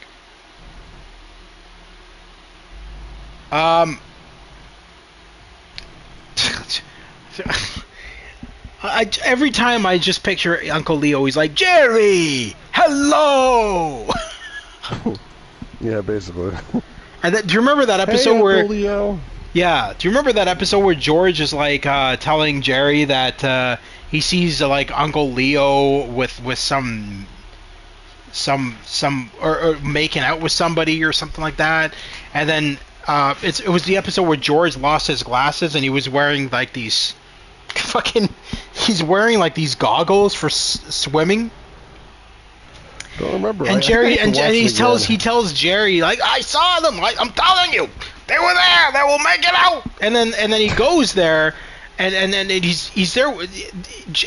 He's out with George, and then George says, "They're there. I see them there. Look." And then Jerry looks, and he's like, "Jesus Christ, you're blind as a bat without your glasses. It's a woman petting a horse." That's really funny. George is getting upset. Did you see? Do you remember like they did like an AI Seinfeld stream not that long ago? Like, do you know what I'm talking about? They did what? Somebody made like an AI generated 24-hour Seinfeld. Where, like it was all like generated by GPT, and they had like all like computer generated. It was like pretty primitive, like computer generated visuals also. The thing is, they only had like 2 like sets, quote unquote, like Joey's apartment, and they had him do stand up at the the comedy club. I don't think they had anything else beyond that. So most of the time it was in Jerry's apartment. But it was really, really funny. Not the actual like comedy of it, and I don't remember off the top of my head if they had voices or. I feel like they didn't have voices. And it wasn't called Seinfeld. It was called something else because they were trying to avoid getting sued or whatever. So, but it was very funny to watch the AI because they would do weird things. Like, let's say Jerry would be sitting on the couch, and then George would come and sit on the couch, like, on top of him, and they'd be occupying the same space at the same time. Stupid. And then there's something else. We were watching it, like, dying laughing. The other thing was, like, instead of, like, sitting down like a normal person does, where you, like, you turn around and you put your butt in the chair. Yeah. They were, like, standing forward facing the couch, and they would, like, stick out their pelvis and, like, have their pelvis hit the couch, and then, like, their body would turn inside out, and then all of a sudden be sitting on it. It was, like, really messed up. But anyway, it'd be so funny if they added, like, voice to it. They, like, just... Jerry, like... No, there was speech. There was dialogue, but I don't think it was voice. I think it was just text, but I'm not sure. Maybe it was yeah, no, it'd be so funny if it was like, George sits on Jerry, and Jerry's like, George, what the hell? There's another spot on the sofa! Why are you sitting on me? Exactly. That stuff they didn't notice. But it was really funny. But it eventually got taken off the air because then they started saying like some like anti-gay things or something. Oh, it's like one of those things that happened. Like they picked some joke from somewhere, and it was like a homophobic joke, and then like the whole dialogue ended up becoming homophobic, and they shut it down, and then like they fixed it, and then a couple days later they put it back up. And then I think whoever owned Seinfeld, like NBC Larry or whatever, David found out about it, and they shut it down. Yeah, well, Larry David is heavily involved in that still too. Okay. That's why the Seinfeld point-and-click adventure game was shut down, too. Larry David found out about it, and he's like, nope, that's not happening. Oh, really? That sucks. Yeah. Which is why I'm so confused why that Seinfeld survival horror game is coming out on PS5. Yeah, that doesn't make any sense, actually. It doesn't. It doesn't. And it's available for, like, pre-order right now. And I'm getting it, obviously. Dude, of course I'm getting it.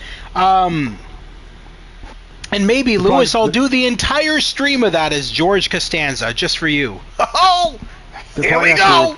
Refund your money at some point. They may not actually make it. Who knows? I guess we'll see. Well, I'll find out. Yeah. I think it's going to come out. I'm worried. I'm hoping it is.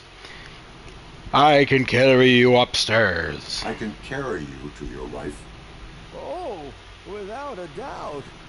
But my neighbors tried that once and they dropped me. What the hell? Like a few of my bones. I think they did that on purpose, man.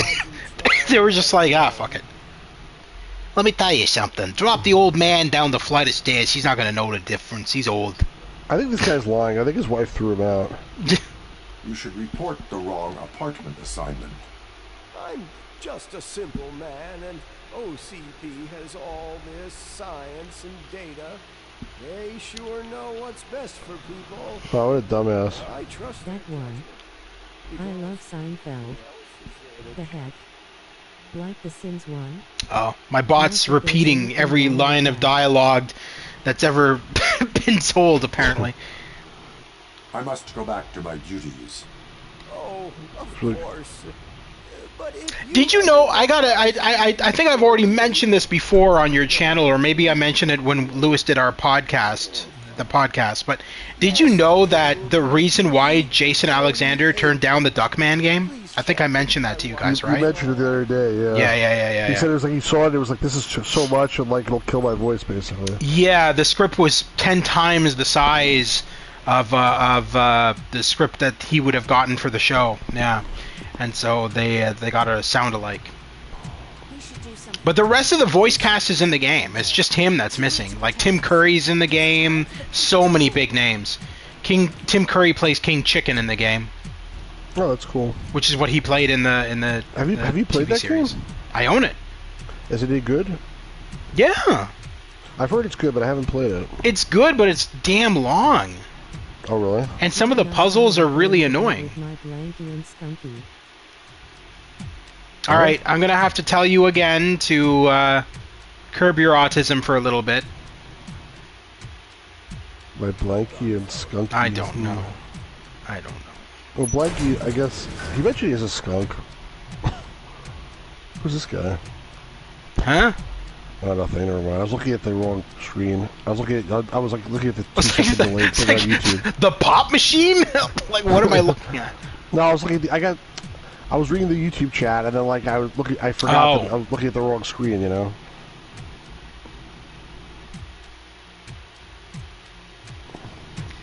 Detroit talent show. That's so wrong. Detroit doesn't have any talent. Spider Baby Stalinsky and others. Okay.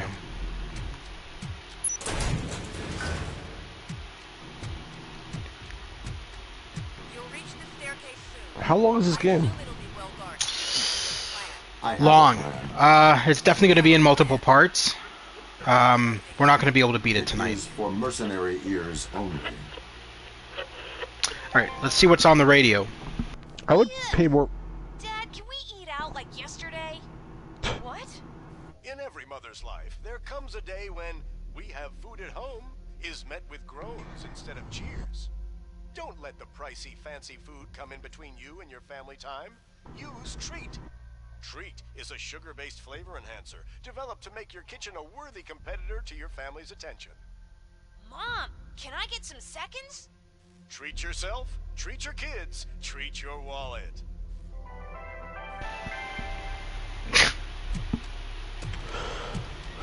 I was gonna say I would pay extra money for DLC that lets you kill that lady. Treat like a dog.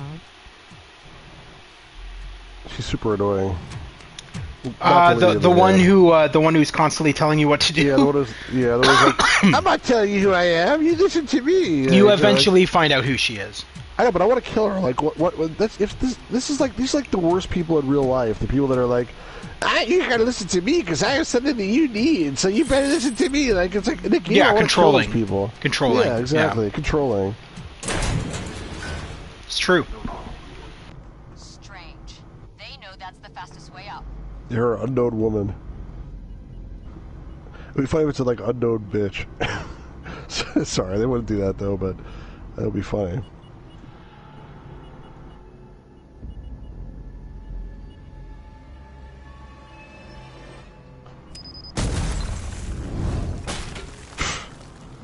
I think the bomb blew you right towards the guy. No more fast way up. Okay. I love how he makes a joke about it. You know what I do love about this game is Teyon obviously, when they make their games, they clearly watch whatever they're making their source material on for the games. Like the Terminator game, Terminator Resistance, they totally watch the Terminator movies, you can tell. And for RoboCop, definitely. And I feel like they went over, like, above and beyond and really studied his movements when he walked and everything. You notice that? Like, yeah, I hear you saying. The amount of work that they've done in these games is insane.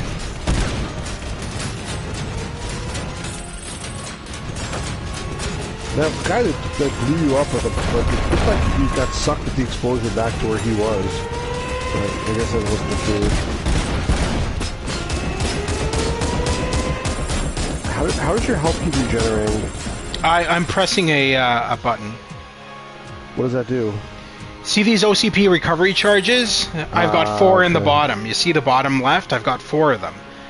When my health goes down quite a bit, I can recharge using those. But if I run out of those, then I'm fucked. Got it. Mercenary report. Objective, seize all security rooms. Outcome, all security rooms secure. No OCP live combatants or personnel encountered. 87 hostile inhabitants eliminated. Additional comments. It appears that all building security is based on an automated system. OCP never assigned any guards to protect Omni Tower. Since we took control of the security system, the only thing to watch out for is groups of armed thugs pouring in, hoping to get their hands on anything of value.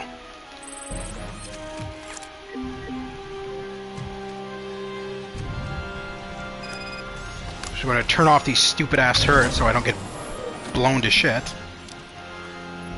Not in the good way, anyway. No, alright, anyway, so let's carry on.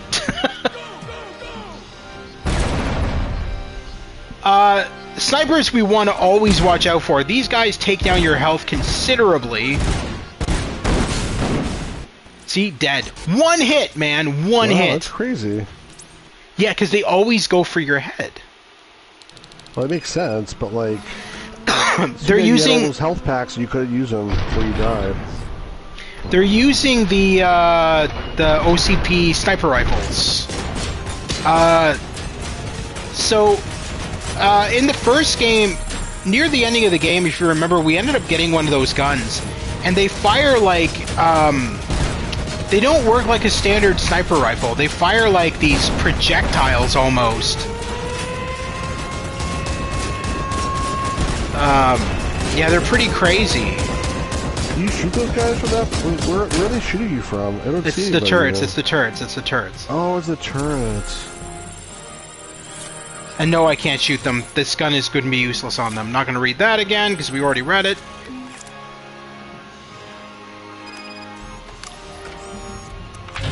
You can turn the turrets off. Yes. With my data spike. Do you remember in the first movie he used that data spike to slam it into the base of a criminal's neck? Yeah.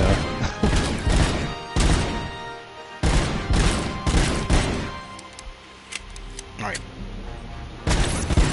I don't think so, scum. Alright. It's not, I mean, it's not so fun, though. You have to shoot. If they make a third game, what story would you like to see? I don't think they're going to make... I don't think they're going to make a third game, because this game kind of ties into RoboCop 3, which was the absolutely terrible movie that starred Robert John Burke, because they decided to get rid of Peter Weller for the third movie. I don't understand the reason for any of that third movie. The story was PG-13 when the other two movies were rated R. None of that movie made any sense, and it angered a lot of the RoboCop fans, myself included. It was so dumb. The script was terrible. The writing made no sense. They replaced the lead actor with Robert John Burke playing the role of RoboCop instead of fucking Peter Weller. None of it made any sense. That entire movie was a mess. And then Peter Weller even stated that he wasn't even asked back for RoboCop 3. They didn't even ask him. They just replaced him. See, the third game, I'd like to see the story of how RoboCop hunts down unknown woman and murders her. You're really dead set on him killing this woman, aren't you? I really am. Fair enough. Or I guess the killer could be like, you know, like, so you're the unknown woman, you know, and then she's like, yes, now I'm going to tell you why you have to listen to me, and then all of a sudden, like, the building collapses on her and she dies or something. Wow, Teyon should hire you to make their games. I guess it wasn't very important after all.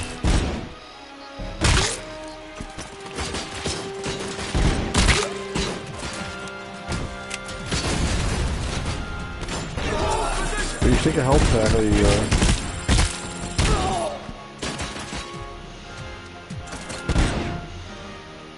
I love how dumb these guards are. They're like, nobody can shoot me, I have a shield. Okay, but you're leaving your legs exposed, you morons. You think when you shoot his legs like 5 times, you move the shield. Move it down, you know, like, that's the first thing a normal person would do. They'd be like, they move the shield down. Yeah, but you know, they're wearing all ballistic, like, almost like SWAT outfits, which are bulletproof. Not bulletproof enough, apparently. Well, no, because you know what Robo's gun is based off of, right? No, I know. I'm just saying it's not bulletproof enough for this gun. So RoboCop's gun, the Auto 9, is a modified Beretta 92F. The 92F Beretta was used by officers back in the 90s a lot as a standard firearm for the LAPD and various other officers of the law. And the 92F. Which is RoboCop's gun, is heavily modified Nice shot. I thought that was him that said that. I thought that was him that said shit. You are too hard on yourself. He should have said that. No one is He said, accountable. ooh! Look at that, look at that, look at that. I'd buy that for $1. Reference to the movie. I know. I was laughing. Chase can't sleep, by the way. Winners do drugs? If you say so. Chase, just squeeze your skunky and let him emit a pleasant odor. Yeah. Eat it. Don't eat it. Find one and Eat it with some fava beans and a nice Chianti.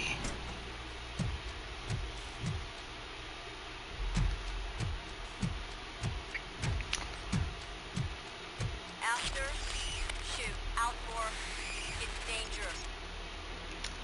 Good English, yes. She finally shut up, Sue. Look at that. You don't have to hear her anymore. Her radio gave out. What? Thank goodness for that, I said. Yeah.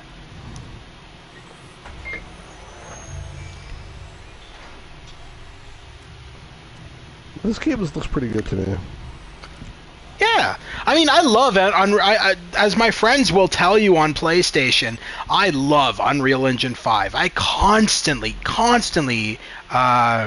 fangasm over any game using Unreal Engine 5 because I just love that engine. It's just so capable of doing so much.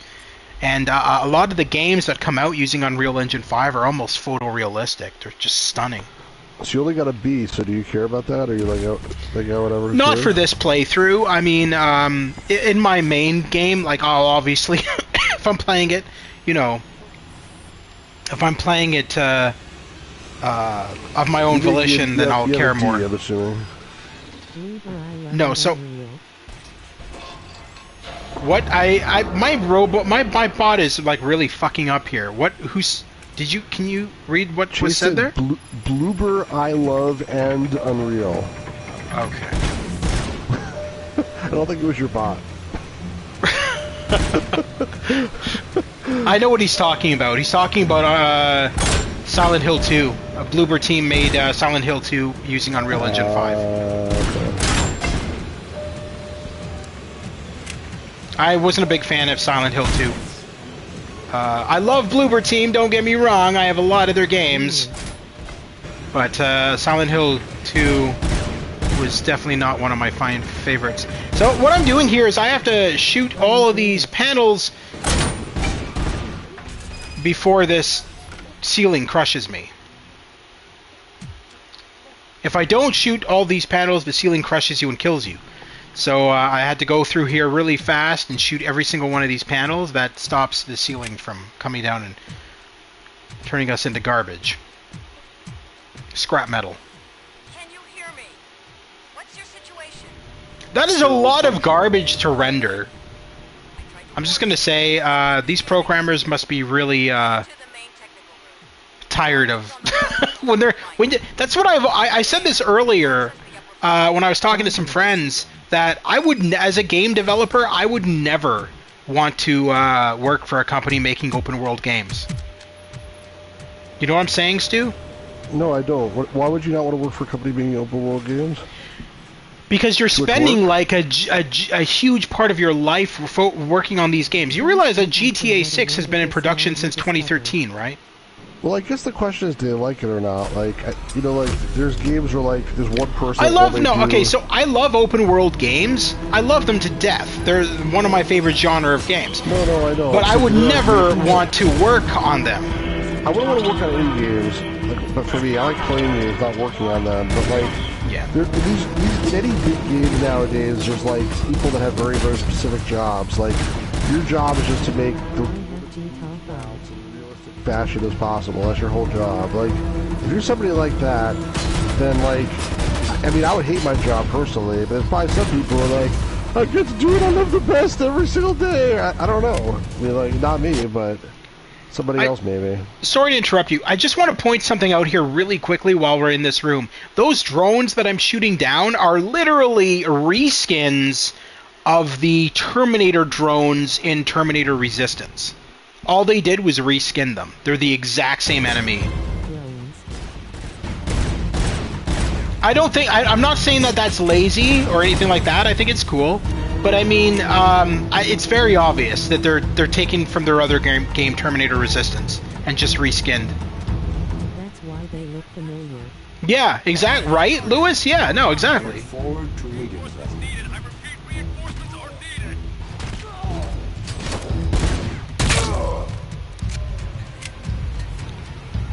But anyway, yeah, so the only Silent Hill game I'm looking forward to, Chase, is Silent Hill F, which comes out in September, I believe. That one takes place in Japan, so I'm really looking forward to that one.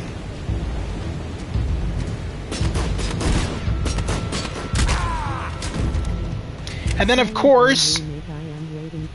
Oh, that's not coming out until 2027. Konami actually talked about that.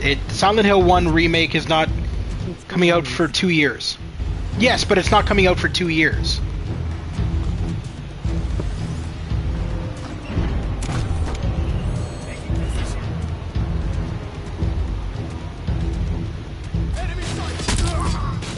Prepare to be destroyed!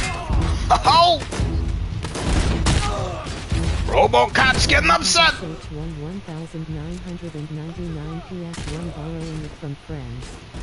I guess we can sell Hill 1.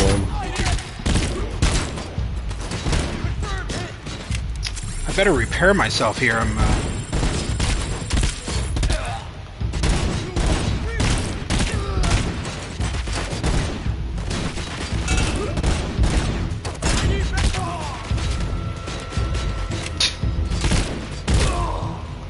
We need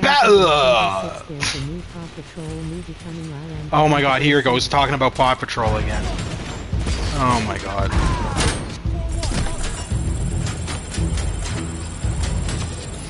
See, he doesn't really listen.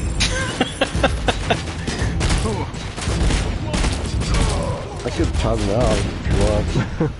Huh? I could like mute it if you want. Nah.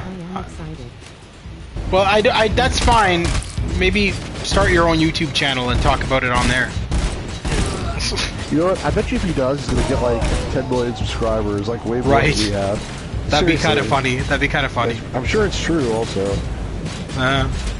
You never know.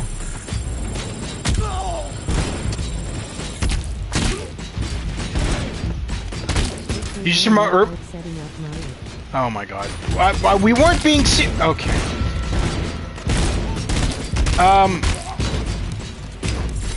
When you said that, I was just reminded, Stu, of Bender from Futurama.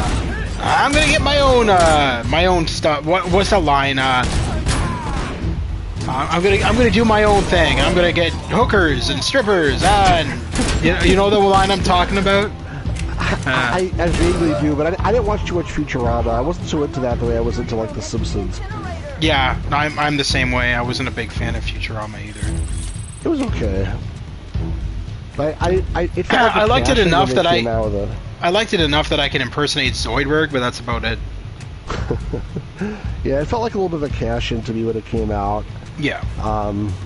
Do you remember the first episode literally just had Leonard Nimoy and William Shatner on it? Yes. Yeah, that's what? Funny. Oh boy. I'm tired.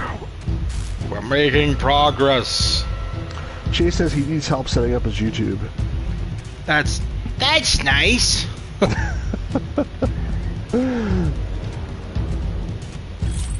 Maybe if you pay Gamers Grotto as a consultant, he might help you out. Nah. With my last breath, I cursed Zoidberg. With my last breath, I curse Lewis. What a horrible person.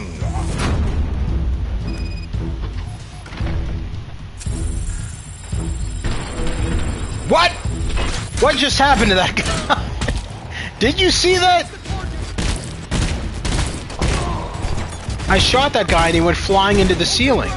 There's some weird glitches in the graphics, seems like occasionally, but yeah, for the most part, it's really good. You said when you first got this, it was all screwed up, right? No, there's still parts of the game that are. We haven't reached them yet.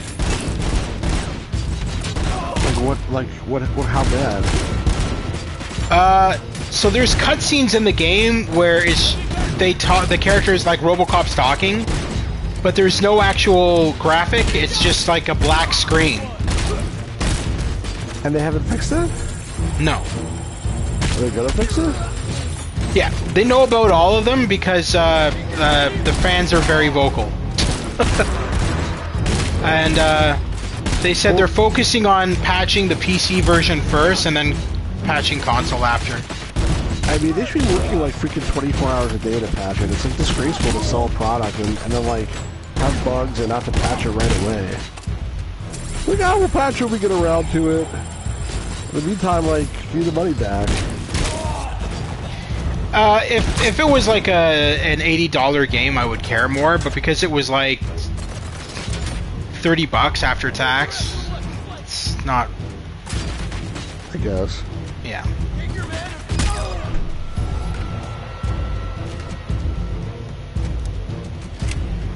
Is that everybody? There she is. Not the girl that's been given. Somebody else. Right. But we're already in a safe place. We didn't need help with the mercenaries. They wouldn't have gotten in anyway.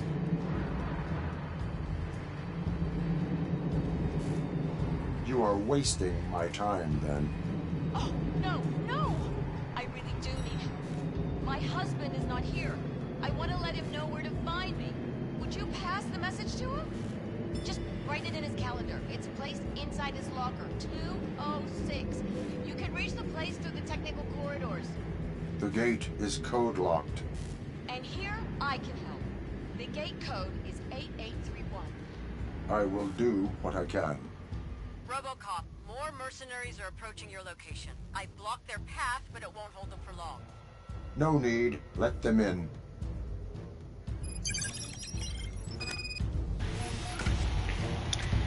Time to kill more criminal scum.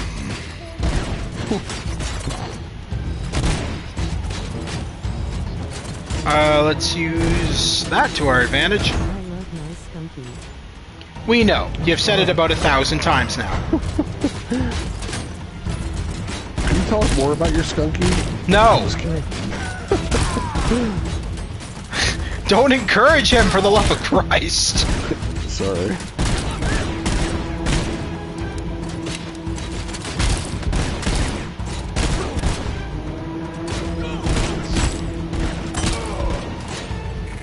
Oh no, I'm out of. Oh shit. There's a high chance I'm gonna die here. You can do it. Oh no, 12%. Hang on. Is there a place you can find a pack? I just found one. There you go. My skunky likes brothers live when she gets mad at school old. His skunk loves my live stream, but she gets mad at Stu. Okay. Wait, is your skunk actually alive, or is it a stuffed animal? It's a stuffed animal, obviously. I don't think he's well, got a real. checking. I know his parents well enough to know that his parents wouldn't allow him to have a pet skunk. I knew someone who had a pet skunk, just FYI. I thought it was bullshit. Really bizarre. No, seriously.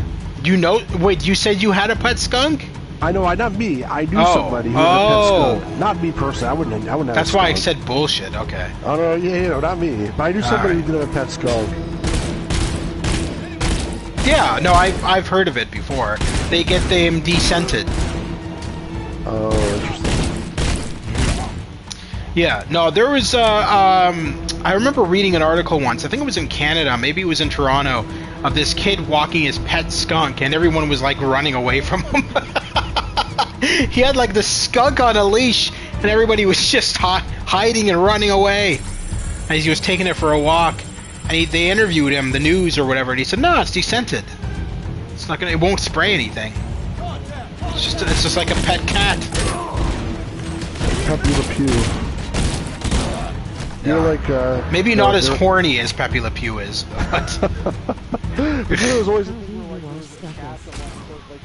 there was a cat that he thought was a skunk or something like that. He goes, I'm a shitty, come here, blah, blah, blah. It was like some cat that was trying to get away from him. Yeah, all the time. And he always thought it was a skunk. Which is, you know, the irony is... okay, let me just answer this question for Chase right now. So check Google. I don't actually have... Okay, I don't actually have pets, whatever they're called, fucking plushies, whatever the fuck. So I would say check Google, see the instructions on there for how to wash that kind of stuff, or your pet will generally have a tag on it.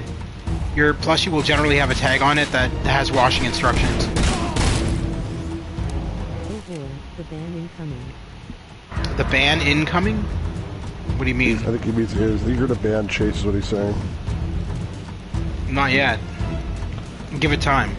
So Chase, if your skunk is a stuffy, then why does she like Grotto's live stream and not like mine? Like, what is it about mine that like is offensive to stuffed animals? I'm trying to understand.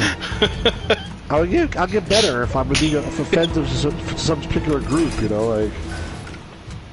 He's racist against stuffed animals. That's a problem. Or is it just a matter that just, you know, some personality conflict or something? Why are you even? Oh my god. I don't know. Why do I do a lot of things? That's true. Oh no! Not fucking landmines. What am I gonna do? It's not like I can shoot them or anything. Oh shit! They're turning off the lights?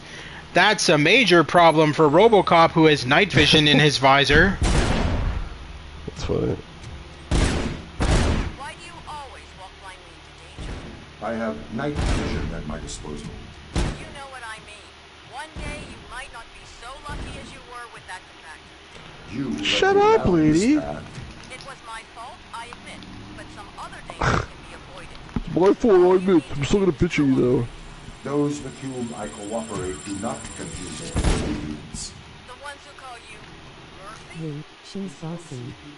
Prevention Unit 001, a more appropriate name by your standards. Having a name is rather a human thing.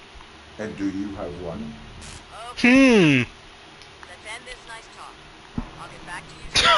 I need to check something. He won the argument there. I think he should be like, just like, I'm sorry, RoboCop is not home right now. Please leave a message or I'll get back to you. You know, like, that's what I would do. And then I would just never answer the phone again. Now I just picture him actually saying that line. I'm sorry, RoboCop is not home. That's what he should do. Please leave your name after the go fuck yourself. He's a good line to say to her, like, yeah, exactly. Yeah.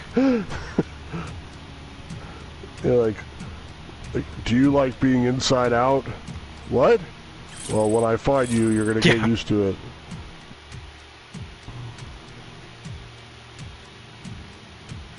Like, I'm sure she's committing a crime, by the way. It's like, she's like, what the hell is all this?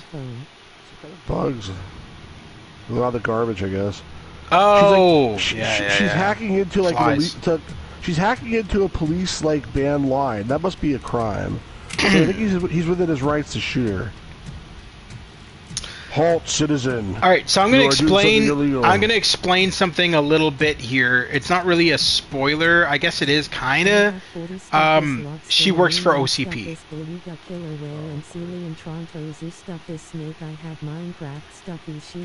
I didn't. Nobody in here asked you to list off every single stuffy you had.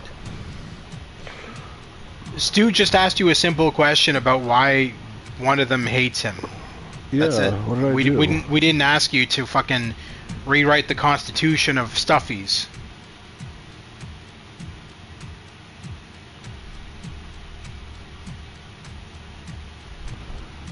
RoboCop, we need to modify the plan. On your way is a mercenary outpost. Because it's the weird game from yesterday. I shall pay them a visit.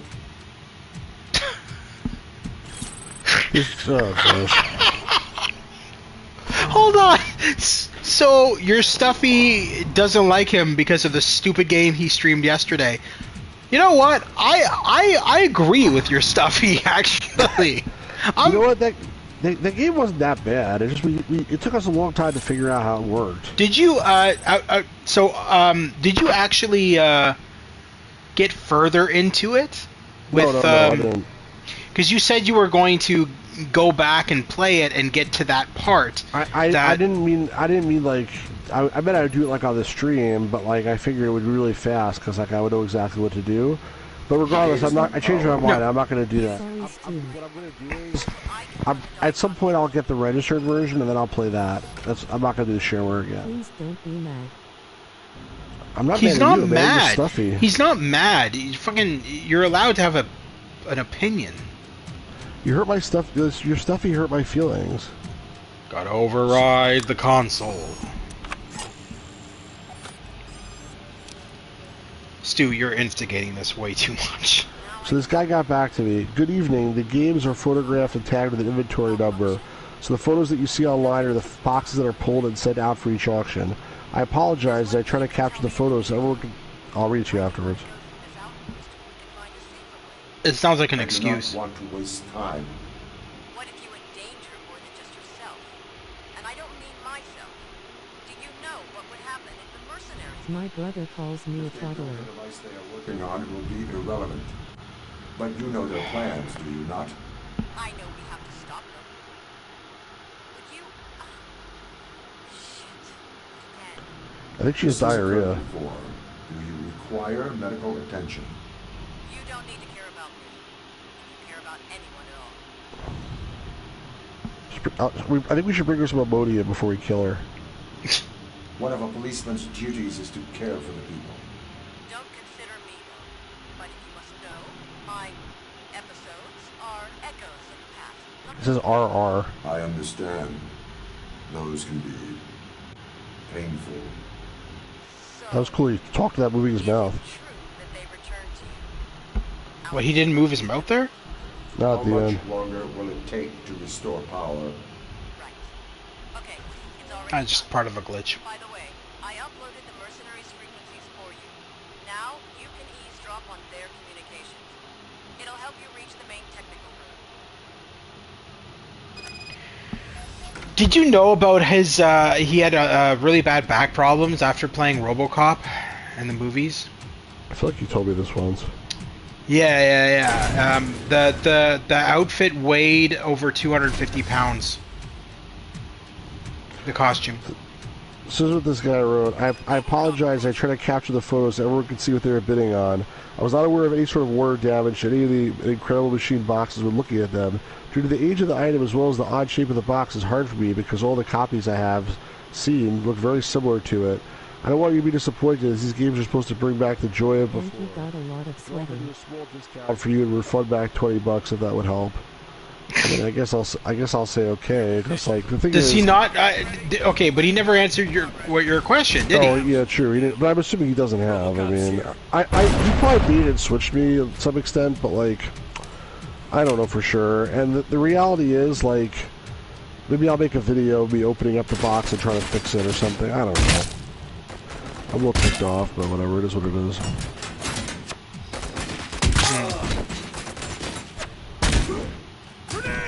At least he got back to you. That's the important thing, I suppose. I'd like to shoot some people right now and be like, ah! I think I would enjoy it. What's this? What? A video card. No, it's a chip for his gun. A video card. That's what it looked like. Like, oh, okay, I can mine some crypto.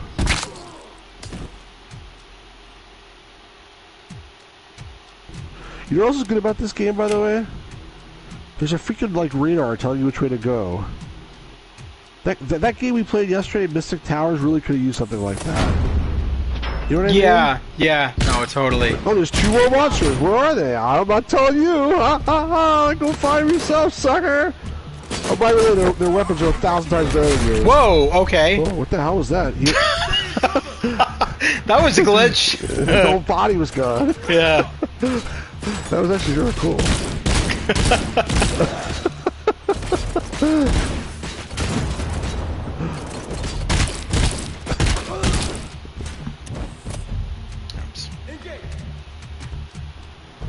I'm at 4. I might as well use one of these right now and charge myself up. Alright. No evidence in here, nothing? Okay, let's go on. I just realized something. Did I ever get to,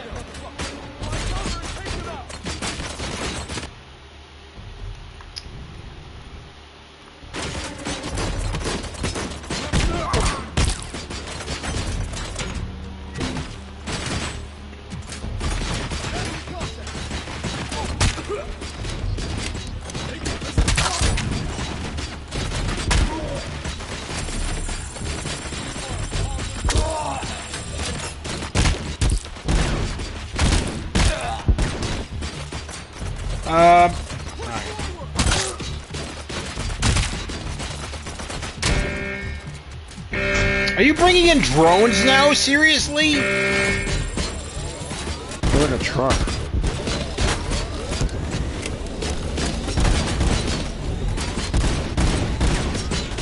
The guy up there on the catwalk behind you. There's a guy shooting you left to the left behind you there. Yeah, I see him. There's a guy there too. Yeah, there is. I'm just trying to take down... What is...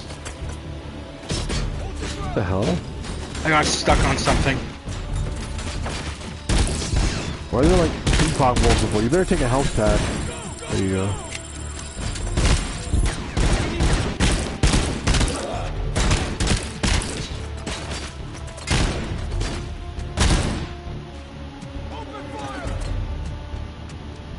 Who's saying hold your fire? No, he said open fire. Oh, open fire. Why are you shooting the wall? So, I think it was in RoboCop 2, or maybe it was in RoboCop... Yeah, no, it was in RoboCop 2. The beginning of RoboCop 2. He's able to shoot at the walls and cause the bullets to ricochet and hit the enemy. Okay. And so they made that a feature in this game and in the first one. Yeah, I remember you did that in the other game. Now you mentioned it. Like, he was standing right in front of you, why don't you just shoot him directly? It's just to be cool? I was just being silly. Oh, thank God.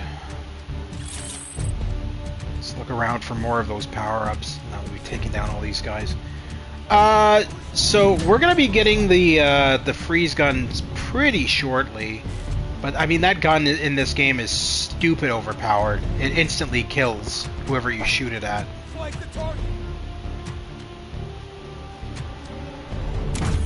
Just dropped right in front of a guy. Where'd he go?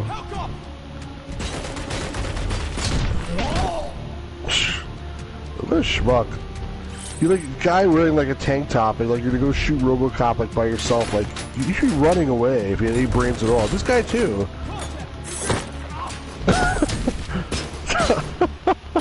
Like, why do you bother to fight you? They're like one-on-one. It's like ridiculous. It's like you and me like trying to find a tank. Yeah.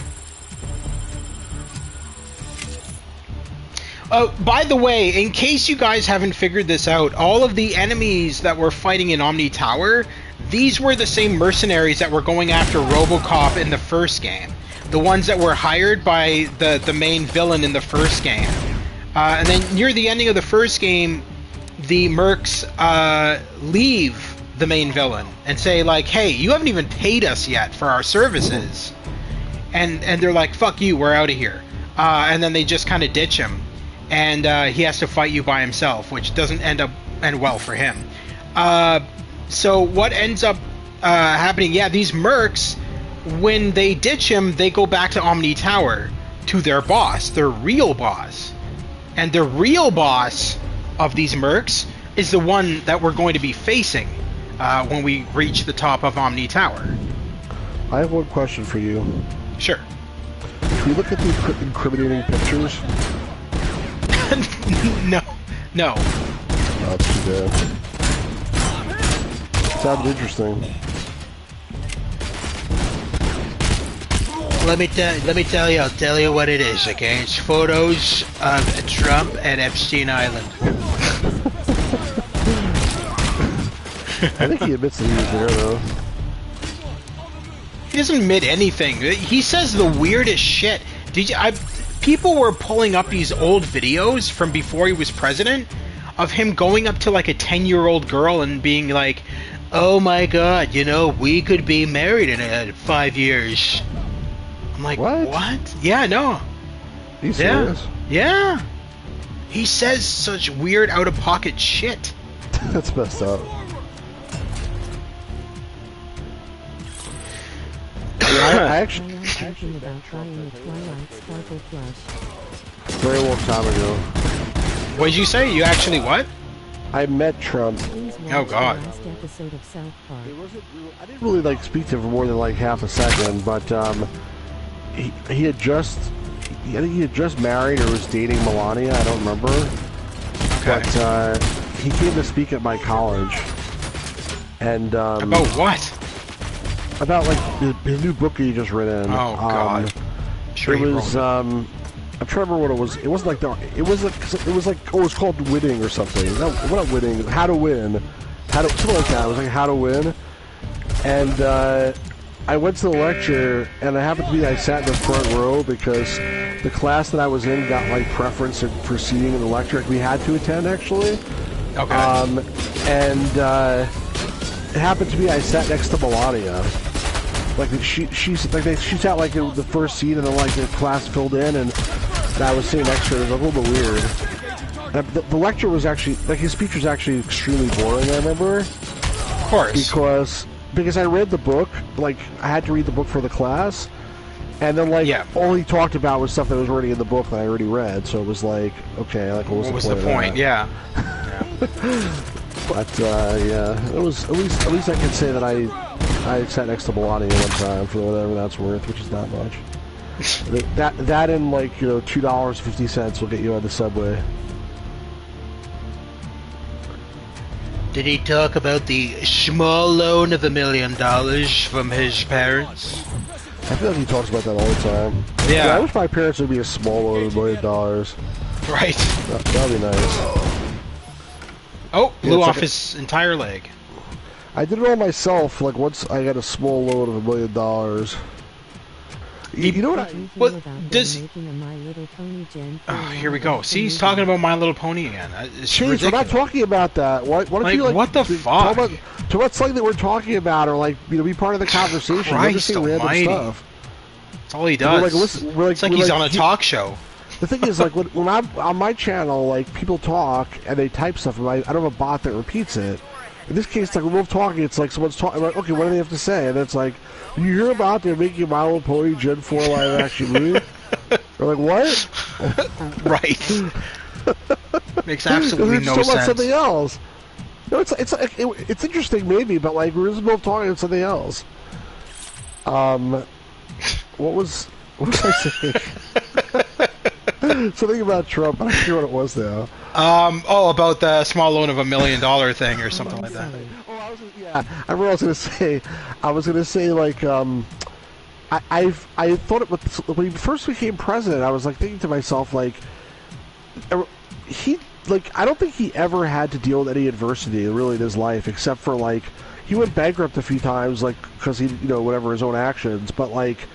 The point is, well, his companies did. It wasn't really him, was it? Right. I guess it would have been. I guess it would have been him. Yeah. Fair enough. His companies went bankrupt. I don't know the details. I'm not speaking authoritatively on this topic, but like, the point is, like, I don't get the sense that he went under any major adversity in his life. In the sense of like I've worked a bunch of jobs, and like you have a boss, and your boss tells you what to do. And sometimes you don't like your boss, and you just gotta eat crap and take it.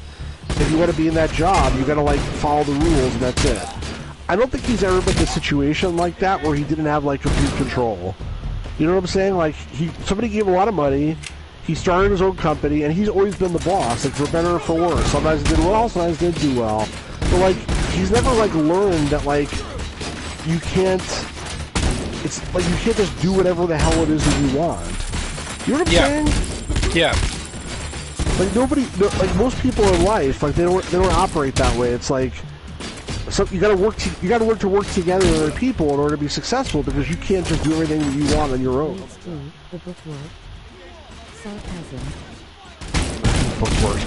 No, but you know what I'm saying? You can't just do anything on your own. You need to like work with other people. But like, and if in order to be a successful president, you also need to work well with other people. Like in theory, at least. I think the reason why his first term was not so successful, one of the reasons, maybe more than one, but one of the reasons was that he, like a lot of people hated his guts. Like, he never, like, I mean, it's still the case now, right? But, like, he never, like, even tried to be likable. It's like, I'm the boss, and if you don't like it, tough crap. Like, that's basically his attitude. Yeah. So, yeah, no. Anyway. It's not just that, but, like, I mean, he's very delusional, because, like, he's constantly saying, I've seen interviews with him recently, he's saying... Look at that, you see that body? Look at that. Well, you just walked past. That's pretty good ragdoll physics. Oh my god, is the head, like, missing, or... Yeah, I blew off his head. That's his brain matter there. That's you crazy. You can see his nose and his mouth. Oh, that's gross. Yeah. It's pretty detailed. Talk to the corpse? Is that your objective? Oh, talk to the civilian. Yeah, talk to the corpse. Side effects. As requested, I've researched youth pills. They do improve motor skills and smooth out wrinkles, but the number of toxic compounds accumulating in the organs eats them away, piece by piece. Better tell your patient, John Baker, to stop taking those pills, or he might have organ failure disturbingly soon. Dr. Yang. So the one thing I will say about Trump is he doesn't understand anything. I find, because like he's going on interviews and he's going like, let me tell you something, folks, these tariffs, they're going great, I'm telling you. These tariffs they're perfect. I'm thinking of adding more tariffs on everybody. I think I'm going to tariffs are working for America. And it's like, no, they're not. What is he on? Like, what is wrong with him? This is sort of what I'm trying to say. Like, let's say you're some guy, and you think you're smart, and you like go out of school and you go get a job, and then like you're gonna find out pretty quickly how smart you actually are. Assuming you're like a decent company, like if you're a good job, if you're doing good work, they'll reward you, and if you do crappy work, they'll hire you or demote you or punish you in some other way. And he's never been in a position where anybody is going to tell him he's right or wrong. So by default, of course, he's always right. Well, it doesn't help that he fired. It doesn't help that he fired when he first became president, and a lot of Americans were ignorant to this fact, which I don't quite understand why.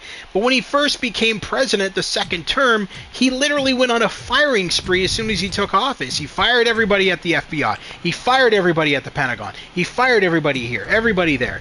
Everybody who would have stood up to him was fired and replaced by pathetic yes men. Well, the reason why is because in his first term, he realized like that there was a lot of people that like basically worked against him behind the scenes. Yeah. So he's trying to say, okay, I'm going to make sure it doesn't happen this time. But I'll continue talking after the cutscene. Code is 7743. How do you know the gate codes? I need to get to different rooms to gather something to eat, you know. I have my tricks. How do you gain access to rooms here? Sometimes I'll overhear the code. Sometimes I'll borrow access cards from the incinerator workers, okay? But I always return them. I'm not the only one who does it, okay? Borrowing cards is an offense. I blocked Trump on TikTok and FB. Sure he cares. Right now, it'd be too risky. And all I need is to just... Sorry. No, that's true. I'm like, why would he care? I'm sure he's just sitting there going, oh my god, I'm telling you, this guy Chase who's obsessed with My Little Pony has just blocked me. What am I gonna do? Saying, he's like, I was following this skunky and the skunky blocked me, and I'm so upset about that. I will let you go, but remember, stealing is a crime. Sure thing. And don't forget the code. You can also use it on But I know I know August 1st in Canada, he's going to be adding 200% tariffs on Canada. I'm like, I don't think they're going to do that. That's ridiculous. Well, that's what he's saying anyway. So in terms of the firing the people, like he did that intentionally, obviously, but yeah, that's the problem. It's like there's no attempt ever to like if you and I, like, let's say, you know, you and I work together, even if we didn't work together, and we both disagree on something really, really strongly. At the end of the day, we might disagree, but like I would at least try to understand like why you disagree. You know what I mean? Like, let's say you told me, like, I don't know, whatever. Let's say you told me. Yeah, thanks. Oh, a second. I just got lost and ran into mercenaries. I hid here and they followed me in. I told them I just wanted to get out, but they started threatening me with their guns. You are safe now. Oh, sure. All right, I'm out of here. Thanks for the rescue. Do you need your insulin? It's so weird how his response was like so weird there. He was like, RoboCop says you're safe now. He's like, oh, right, yeah, right, sure, I all right. Like, what? It seemed like he was lying. Yeah. Have to call my skunk stuffy skunk once. Here we go. He's talking about his skunk again. So I just put Paw Patrol on my phone to calm her. Alright, anyway, price regulations. The recent increase in insulin prices has not affected the number of medications sold. The price has therefore increased again. If the number of buyers remains consistent, another price increase will be considered. What assholes. And we got another guy up here. There's a locker we have to open for that one dude. What? Hold on. Is this? Do I have the key for this door? No. All right. No. Just making sure. So yeah. So like, if you and I disagreed on something, let's say you told me like peanut butter is toxic. How's your dog doing? Oh, Jesus Christ. I mean, this is a factual thing. Do you remember the South Park episode with Stan and Don wanted to get addicted to Facebook and the kid that didn't have friends on Facebook? I saw that one. So, the weird. Sorry to cut you off. Sorry to cut you off for one quick sec. Remember what you're going to say here, Stu. But I just want to bring this up while Lewis brought up South Park. Did you guys know that right now Trump is like trying to sue South Park for that episode? He literally stated, "That's not the size of my penis. The size of the penis that was on the side." He's like talking about that. I'm like, did he really? Yeah. I'm like, what? Wow. Like, who cares? Nobody cares about your dick, sir. Like, what is wrong? I guess he cares about it. Yeah. So, yeah, go on. Yeah, so the point is, if let's say you and I disagreed about something, like, I'm trying to think of something which is not like too crazy, but let's say something factual. Let's say I thought that peanut butter is really healthy, and you like peanut butter is terrible food, it's gonna kill you if you eat it. I wouldn't just say like, okay, like, you know, screw you, whatever. I'd just be like, okay, so tell me, why do you think that? Like, do you have any evidence to support that position? Like, do you have anything I don't know about? Like, in general, like, I want to learn and I want to understand why people think the way they think. Even Chase, who's saying things that obviously are not true, I'm still curious, like, what he's talking about, because I'm just interested in other people and how they think, how they feel. But I think he doesn't give a damn.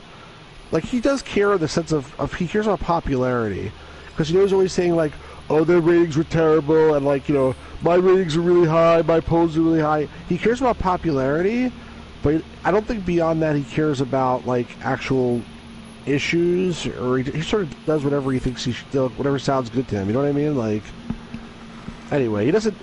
If you're somebody who actually like grew up in an environment where you had to work with other human beings in order to be successful, then you will naturally know that you need to talk to people and learn, you know, how to deal with other people. I don't think he ever learned that skill. So, you know what I mean? That's the one thing I got to say about Canada's Prime Minister, is that it feels like he's there for the people and not himself, whereas Trump is the opposite. Trump's there for himself. In Canada,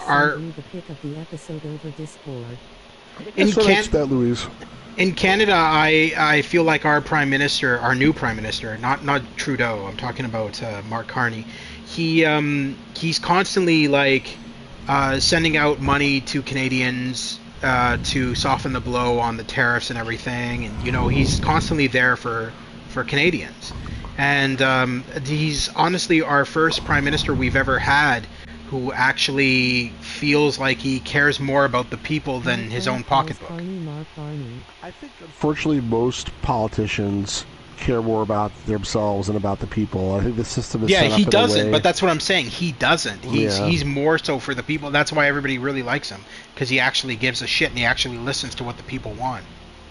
Yeah, unfortunately, the system is set up in a way that, like, it's not like people. I think the original, like in the United States, I think the original concept of like Congress is like someone serves the people for a few years and they go back home and they do whatever their job was before. But it's become like a permanent like thing that they do for their whole career, and that's so it's messed up anyway. Yeah. All right, so we're gonna have another cutscene here. There's gonna be a gentleman which we can choose to charge, give a ticket to. Is there a problem with my locker, sir?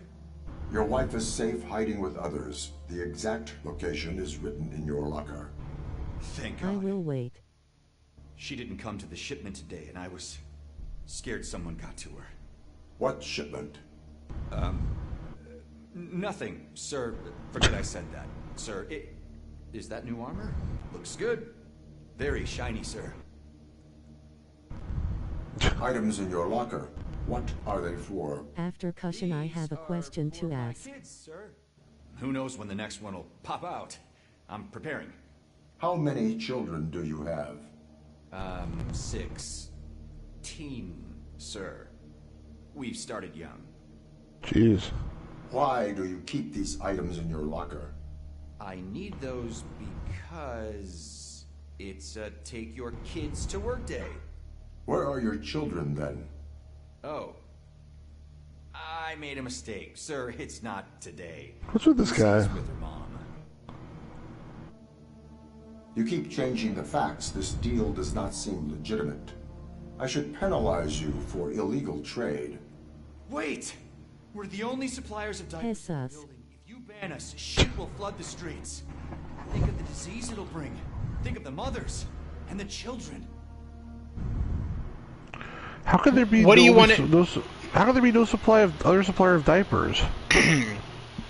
Because this is like Omni Tower literally put in like just shoved in all the homeless people and stuff. It's messed up. Do you want to issue a ticket or a warning? I would issue a warning because it seems like he's trying to be. Use TikTok. All right. No, I do not use TikTok. I think TikTok's stupid. Anyway, so yeah, we'll do that. We'll issue a warning. I don't actually watch TikTok, but I do do dances on TikTok and post them. What is gained in the dark will be lost in the light. You get a warning, but I recommend that you legalize your business. Thank you. I'll try to. Bullshit, you will. Then you just see him sitting here going, oh my god, how do I legalize my business? RoboCop's gonna come back and kick my balls if I don't legalize my business. What am I gonna do? That's funny.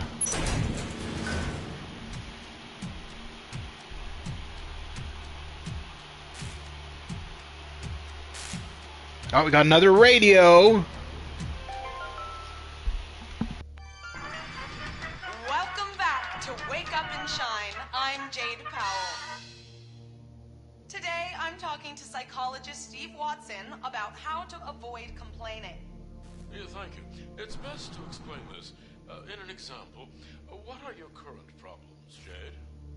I don't want to complain, but since Hawaii was flooded, I don't know where to go on vacation.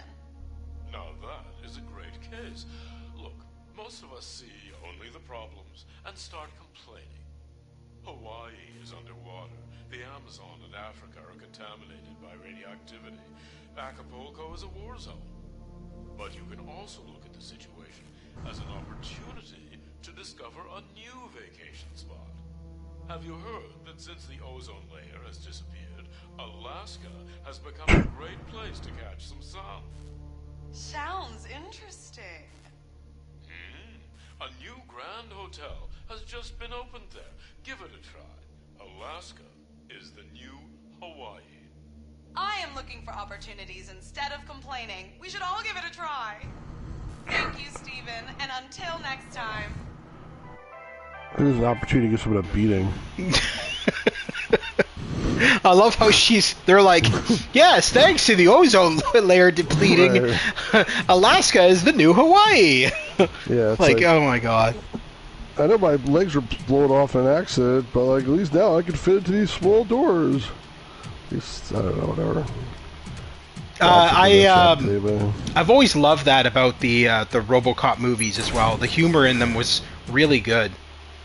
Now the interesting thing is Paul, not Paul Verhoeven. Oh God, what's his name? Paul Hogan? No. So the actual writer of the RoboCop movies, I can't remember he's dead now, but I can't remember his name. But I streamed an FMV game a while back. That's like a Mad Dog style FMV game, first person FMV shooter. That he actually wrote the script for as well. What game was that? It was Ground Zero, Texas. Was the name of the game. Right. That's right. I forgot. Yes. I think I could get going shortly, unless you're wrapping this up soon, just because. No, I'm just waiting for another checkpoint, and then I'm going to wrap it up. Absolutely. Okay. Yeah. I'm excited to eat. I had a slice of pizza before, but I'm still hungry. I just had pizza for dinner, too. Omni Tower Exchange Program. Do you have a shabby place in old Detroit that you're dying to say goodbye to? Would you like to upgrade to a luxurious modern space inside a newly built high-rise block without the hassle of hefty down payments or lengthy paperwork? We have a simple solution for you. Just bring your deed of ownership to your closest OCP center. But hurry! The sooner you do it, the better the apartment you'll receive. Don't miss out on the best deal of your life.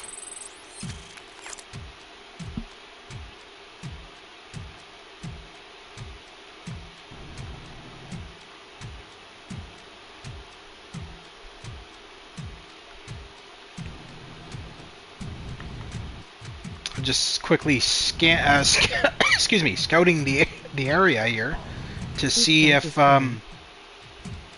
TikTok is fun. Were you being serious about making dance videos, Stu? I highly doubt that. Of course not. I was about to say, I cannot picture that at all. At least be more realistic about it. At least say you're making Dora singing videos. Echoes of the past again. Dora the Explorer. Yeah, I know. I thought it was obvious. I was not telling the truth. What happened? Something that would never have happened if this city had been able to deal with this criminals. Aren't you sometimes tired that you can't just get rid of them? Like all things. The police should uphold the law, not bend it. The police should protect, and too many restrictions hinder that. If we aren't more ruthless against criminals, nothing will change.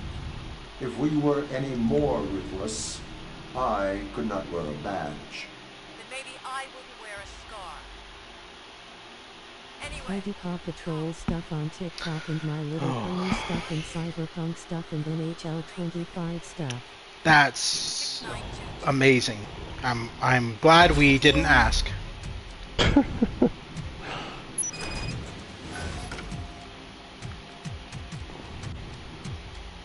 What did you think of the stream yesterday, by the way? Me? I had no problems with it. Well, I don't have any problem with it either. I just said I wish you didn't use Scum VM, but I'm glad that I joined. Oh, you're talking about his. Be more specific, man. I thought you were talking about our stream. No. I meant his stream. Oh, I had no problems with it at all. I thought it was good. So I was multitasking. So I was like playing a game on my PS5 while watching. So I was just like coming back and forth occasionally. I was mainly there just to brighten the mood. I only went there to make snide, silly jokes and be silly. Because I found like he kind of needs that right now from having talked to him and stuff like that. So I just kind of went there to entertain everybody else more than really watch, because I don't like King's Quest 4. I didn't like that game. I've never been a fan. It's not my favorite King's Quest game. No. So can I ask you a question, actually? What is your favorite King's Quest game? King's Quest 6. Ha!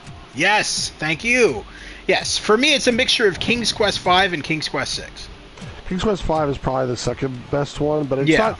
The truth, it's you know what? Honestly, like, there's a big leap between King's Quest 6 and all the rest of them. Like, absolutely. King's Quest 7 is like not even playable. King's Quest 6 was the most. King's Quest 6 was the one where. King's Quest 6 was the one where they brought in a massive Hollywood cast. Because up until that point, they were using like programmers and stuff like that for the voice actors. Right. Whereas like Robbie Benson was the voice of Prince Alexander, and for anybody who doesn't know who Robbie Benson was, he was the voice of Beast in the Disney's Beauty and the Beast. Yep, that was the most famous one for sure. Yep. But yeah, it was the production values were obviously much higher, but also like I like the fact that there was multiple paths, and there was one path where you actually go to the land of the dead and all that stuff, and it was completely optional, but it was actually really good. Just the puzzles were good. The story was pretty good. I think this is where we're gonna end the stream, but we can still talk. We can still talk. Go ahead. No, King's Quest 5 is just entertaining and fun, even though the game is sort of stupid, but it's like fun to play. The King's Quest 7 I can't stand because like the voice acting is like would kill me. Like that's honestly there's a lot of problems with that game, but the voice acting is the worst. I don't know who they got to do the voice acting in that game. What is King Quest? Oh God! But both go look it up. Both Rosella and Valentine, especially Valentine. Actually, all the voices in my opinion are horrible in that game, and I don't like the art style either. And the puzzles are not good. So for King's Quest 7, that was a deliberate choice. They wanted to go with a more Disney art style. Disney, I know, but they didn't do a good job of it. They also tried to like make it like dumbed down. Also, they changed the cursor to like a single cursor or whatever else. Well, but, you don't. This is the problem here is that you've never played Phantasmagoria yet. So the interface for King's Quest 7 was literally the interface for Phantasmagoria. Oh, interesting. I didn't know reworked. That. Yeah, no, it's the exact same interface. All right. Well, I more didn't like it. Like, I really just didn't like the voice acting. Honestly, that was the worst thing. There was some really stupid puzzles. Like, there was that. Do you remember the faux shop? Yeah, you're talking about. Yeah. You had to take it with a grain of salt. I mean, that's a cute pun, but I don't know how you're supposed to solve that puzzle. So the characters were all annoying in my opinion, but the worst was that Fifi, whatever the hell his name was. Oh, that's dog. Whatever. Oh, that got. Yeah, I know what you're talking about. Fifi let rough roughers. It wasn't that. It was something stupid. I just remember this part. Like it'll never leave my head, where Valentine sees. They go to Ooga Booga Land, and they're both there at different times. Yeah. And there's a woman like crying over like a grave. Yes. And like Valentine says to her like, "My dear Mrs. Sebish, what's the matter?" And she's like, "I'm dead." It's like so stupid. I just like that's like to me epitome of the entire game. I don't remember that part, but that's funny. The Adventure Game Geek thinks, and some other people too, think that King's Quest 1 is the best one because like it set the stage for all of them. King's Quest 1 is okay, but it's like it's just a very primitive game compared to some of the later ones. So the only version of King's Quest 1 that I ever liked was the VGA remake. Yes, the one by AGD Interactive. Yeah. Right. Did you ever play the King's Quest 2 Plus? I'm sure you did, right? King's Quest 2 Plus. What was? It was also by AGD Interactive. Oh, if it's the King's Quest 2 one that I'm thinking of, yes. Yes, I played it. Instead of just remaking it, they added some stuff to it. They added the main villain was. They added like the villain and all that kind of stuff. The father was the villain, like father. Yes, I'm going to kill Graham. I don't remember his voice, but I thought that game was actually really good. I also have to say, I have to give them props for also including all the Easter eggs from the original King's Quest 2 in that remake. Yeah, like the Batman and yeah, but else. that Batmobile, yeah. Yeah, right. But you know what? Do you remember that game in the very beginning? There's they had a new intro video where there's like a whole 3D flyby. Like it starts you thinking, oh, it's gonna be like a 2D game, which it is for the most part. But in the very beginning, there's like this crazy 3D flyby where he like looks in the mirror. Do you know what I'm talking about? Graham looks in the intro. Like okay. Graham looks in the mirror and he sees like Valenice in the mirror, and then he goes to get her. But in the remake, the man looks in the mirror, and like he sort of gets like sucked. The view gets sucked in, and it becomes this 3D flyby of the whole land of Kalima. And I remember watching this when it came out. Like it must have been like 15, 20 years ago already, right? And I was like, holy shit! Like I couldn't believe it. It looked so good for that time. And I was like hooked from that moment into the whole game. Like it was just so well done. So anyway, but I know what you're talking about now. Yeah, I know what you're talking about now. Yes. Well, King's Quest 6, they brought in an external company. I think it was Kronos Productions, and they did all the opening animation for King's Quest 6. Oh, did they? Interesting. Yeah. Also, King's Quest 6 had the lip syncing technology. They bought that company Brightstar just to get their lip syncing technology. And then, fun fact is Townsend Coleman, who was the voice of Michelangelo in the '90s Ninja Turtles cartoon series, was both the voice of Vizier Al-Hazared and Shamir. Oh, really? In King's Quest 6, yeah. It was the same voice? I didn't realize that. Yeah, same dude.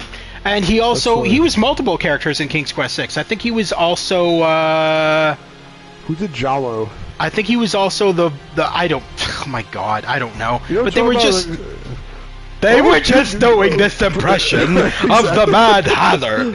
Oh, Prince Alexander. Exactly, that's exactly it. It's the stupidest voice ever. Everybody can do it. And I was just like, I wasn't impressed with that voice at all. I would have been more impressed if they actually put more effort into it. It was just funny, yeah, exactly. Yeah, no, I was like, oh, you're here to save Kasima. It's like, oh my god, why are you talking like you're mentally challenged? It's a stereotyped voice. Right. It's not just the Mad Hatter. I've heard it before on different cartoons and stuff, you know, like. I just remember that the original voice actor of the Mad Hatter was in the original Mary Poppins movie. He was that guy dancing on the ceiling. Remember that guy? No, they meet him, he's upside down on the ceiling. He's like, oh, a pleasure to meet you all. That's right. That's that's him. That's the same actor who plays the Mad Hatter from the original. Yeah. That's funny. But I don't know. I feel like Townsend Coleman also voiced Jalo, if I'm being honest. I wouldn't be surprised. Probably. But he was also the voice of Beast. Because you remember there's one part, that Beast. Yeah. Let's see if I can look it up here. See. I know he was definitely Shamir because his Michelangelo voice kind of came out when he was doing Shamir. Actually, according to Moby Games, they don't have all the credits here. They might be wrong. Okay. They have. I always look on It says Josh Mandel did Shamir, but it could be a mistake. No, definitely not. No, it was definitely Townsend Coleman. Hang on. So go to IMDb. Don't go to that. IMDb is your source. King's Quest 6 cast. IMDb. Yeah, here we go. Townsend Coleman, Vizier Al-Hazared, Shamir Shamazel, Lord Azure, Ferryman, Beast. Look at Josh Mandel. It says for him too. That's weird. You see that? I think that's a typo. Maybe. Isn't that weird? No, it was definitely... Okay, so I have Townsend Coleman on my Facebook, and I actually asked him if he was the voice of Shamir, and he said yes. So I don't... Maybe one of them did the regular voice, and one of them did the drunk voice. I don't know. I'm just guessing now. I don't think so. I think it's just a typo. Don Messick was in this? Yeah, he was the voice... Messick? He was the voice of all of the gnomes, yeah. You know the gnomes? You know the gnomes at the beginning? Yeah, that's amazing. I didn't know that. That's so cool. Bill Ratner, the narrator, he still does voice acting to this day. He does a lot of documentaries and stuff, mostly on ghosts. Don Nessick, for the people that are listening and have no idea what we're talking about, was the original voice of Scooby-Doo, among other things. That's pretty cool. Tony J was Gate, I remember that. Tony J, Linda Gary, don't know. Dave Fenoy, I knew Dave Fenoy was the pawn shop owner. Oh, Prince Alexander! He was that guy. Right, no, it's more like, good day, Prince Alexander. Good day, Prince Alexander. Right. Every time I hear his voice in that, he just reminds me of his... So he's in, like, the Avengers game that came out a couple of years ago. There's a DLC that came out for it where it talks... You play as Black Panther. And he's in that, and he's doing the exact same voice of the pawn shop owner, except he's playing, like, a Wakanda person. Yeah, it's the exact same voice. It's like, Wakanda forever. We must take care of the people who are here taking over. Prince Alexander. Yeah. Anyway. Wakanda forever, Prince Alexander. Right. Alright, man. I gotta get going. No, man, I gotta take off, too. But thank you very much to Chase and Lewis for tuning into tonight's live stream, and for Stu, Stu, for taking part in the live stream as well. Over the next couple of days, Stu and I are going to do Rebel Assault 2 on my channel in memory of Roberta Vaughn, one of our friends who recently passed, and had told me in the past, I had streamed on my Facebook in the past Rebel Assault 2 Remastered. Roberta commented on it and said it was one of her favorite FMV games. So we're going to stream that in her honor within the next couple of days. And on Stu's channel, I'm still working on it, but we're going to be getting probably David Holm involved in that. And he's going to play Phantasmagoria for the first time. And I'm going to bring on David Holm, and he's going to be a guest star on Stu's channel. For those who don't know, David Holm was the actor in Phantasmagoria 1, who played Don Gordon, basically the psychotic husband. I'm friends with him, so I'm going to try and get him on Stu's channel. But anyway... Not a real surprise that you're friends with some psychotic husband. Well, you know... I don't know. I don't know what I was going to say there. Yeah, you know, us Canadians, we gotta stick to our psychos. But anyway, thank you very much once again, everybody, for tuning in. If you missed the previous live streams, check them out in the playlist section. Also, check out the joint collaboration section. It's where I post all the videos that I've done on Stu's Game Reviews channel. As an example, if you missed the previous live stream on Stu's Game Reviews, go to my playlist section entitled Joint Collaboration. You'll find it in there on the very bottom. It'll link directly to his channel. Once you go over there, like and subscribe to his channel, and check out that video in case you missed it. Yeah, until then, guys, have a wonderful night. We'll see you soon at the Gamers Grotto. Take care. I hope you enjoyed RoboCop Unfinished Business. It is... kind of unfinished business at the moment because there is a lot of bugs in it. So hopefully it'll be finished business soon enough and they'll fix all the bugs. But in the meantime, really good game for $30. Can't complain at all. Really enjoyed it, and I hope you guys did too. We'll continue with a part 2 on this very soon, as well as a part 4 of Ready or Not, going back into saving innocent lives as a SWAT officer. So anyway, take care, guys. Have a wonderful night. We'll see you soon. Have a good one. Peace out, guys.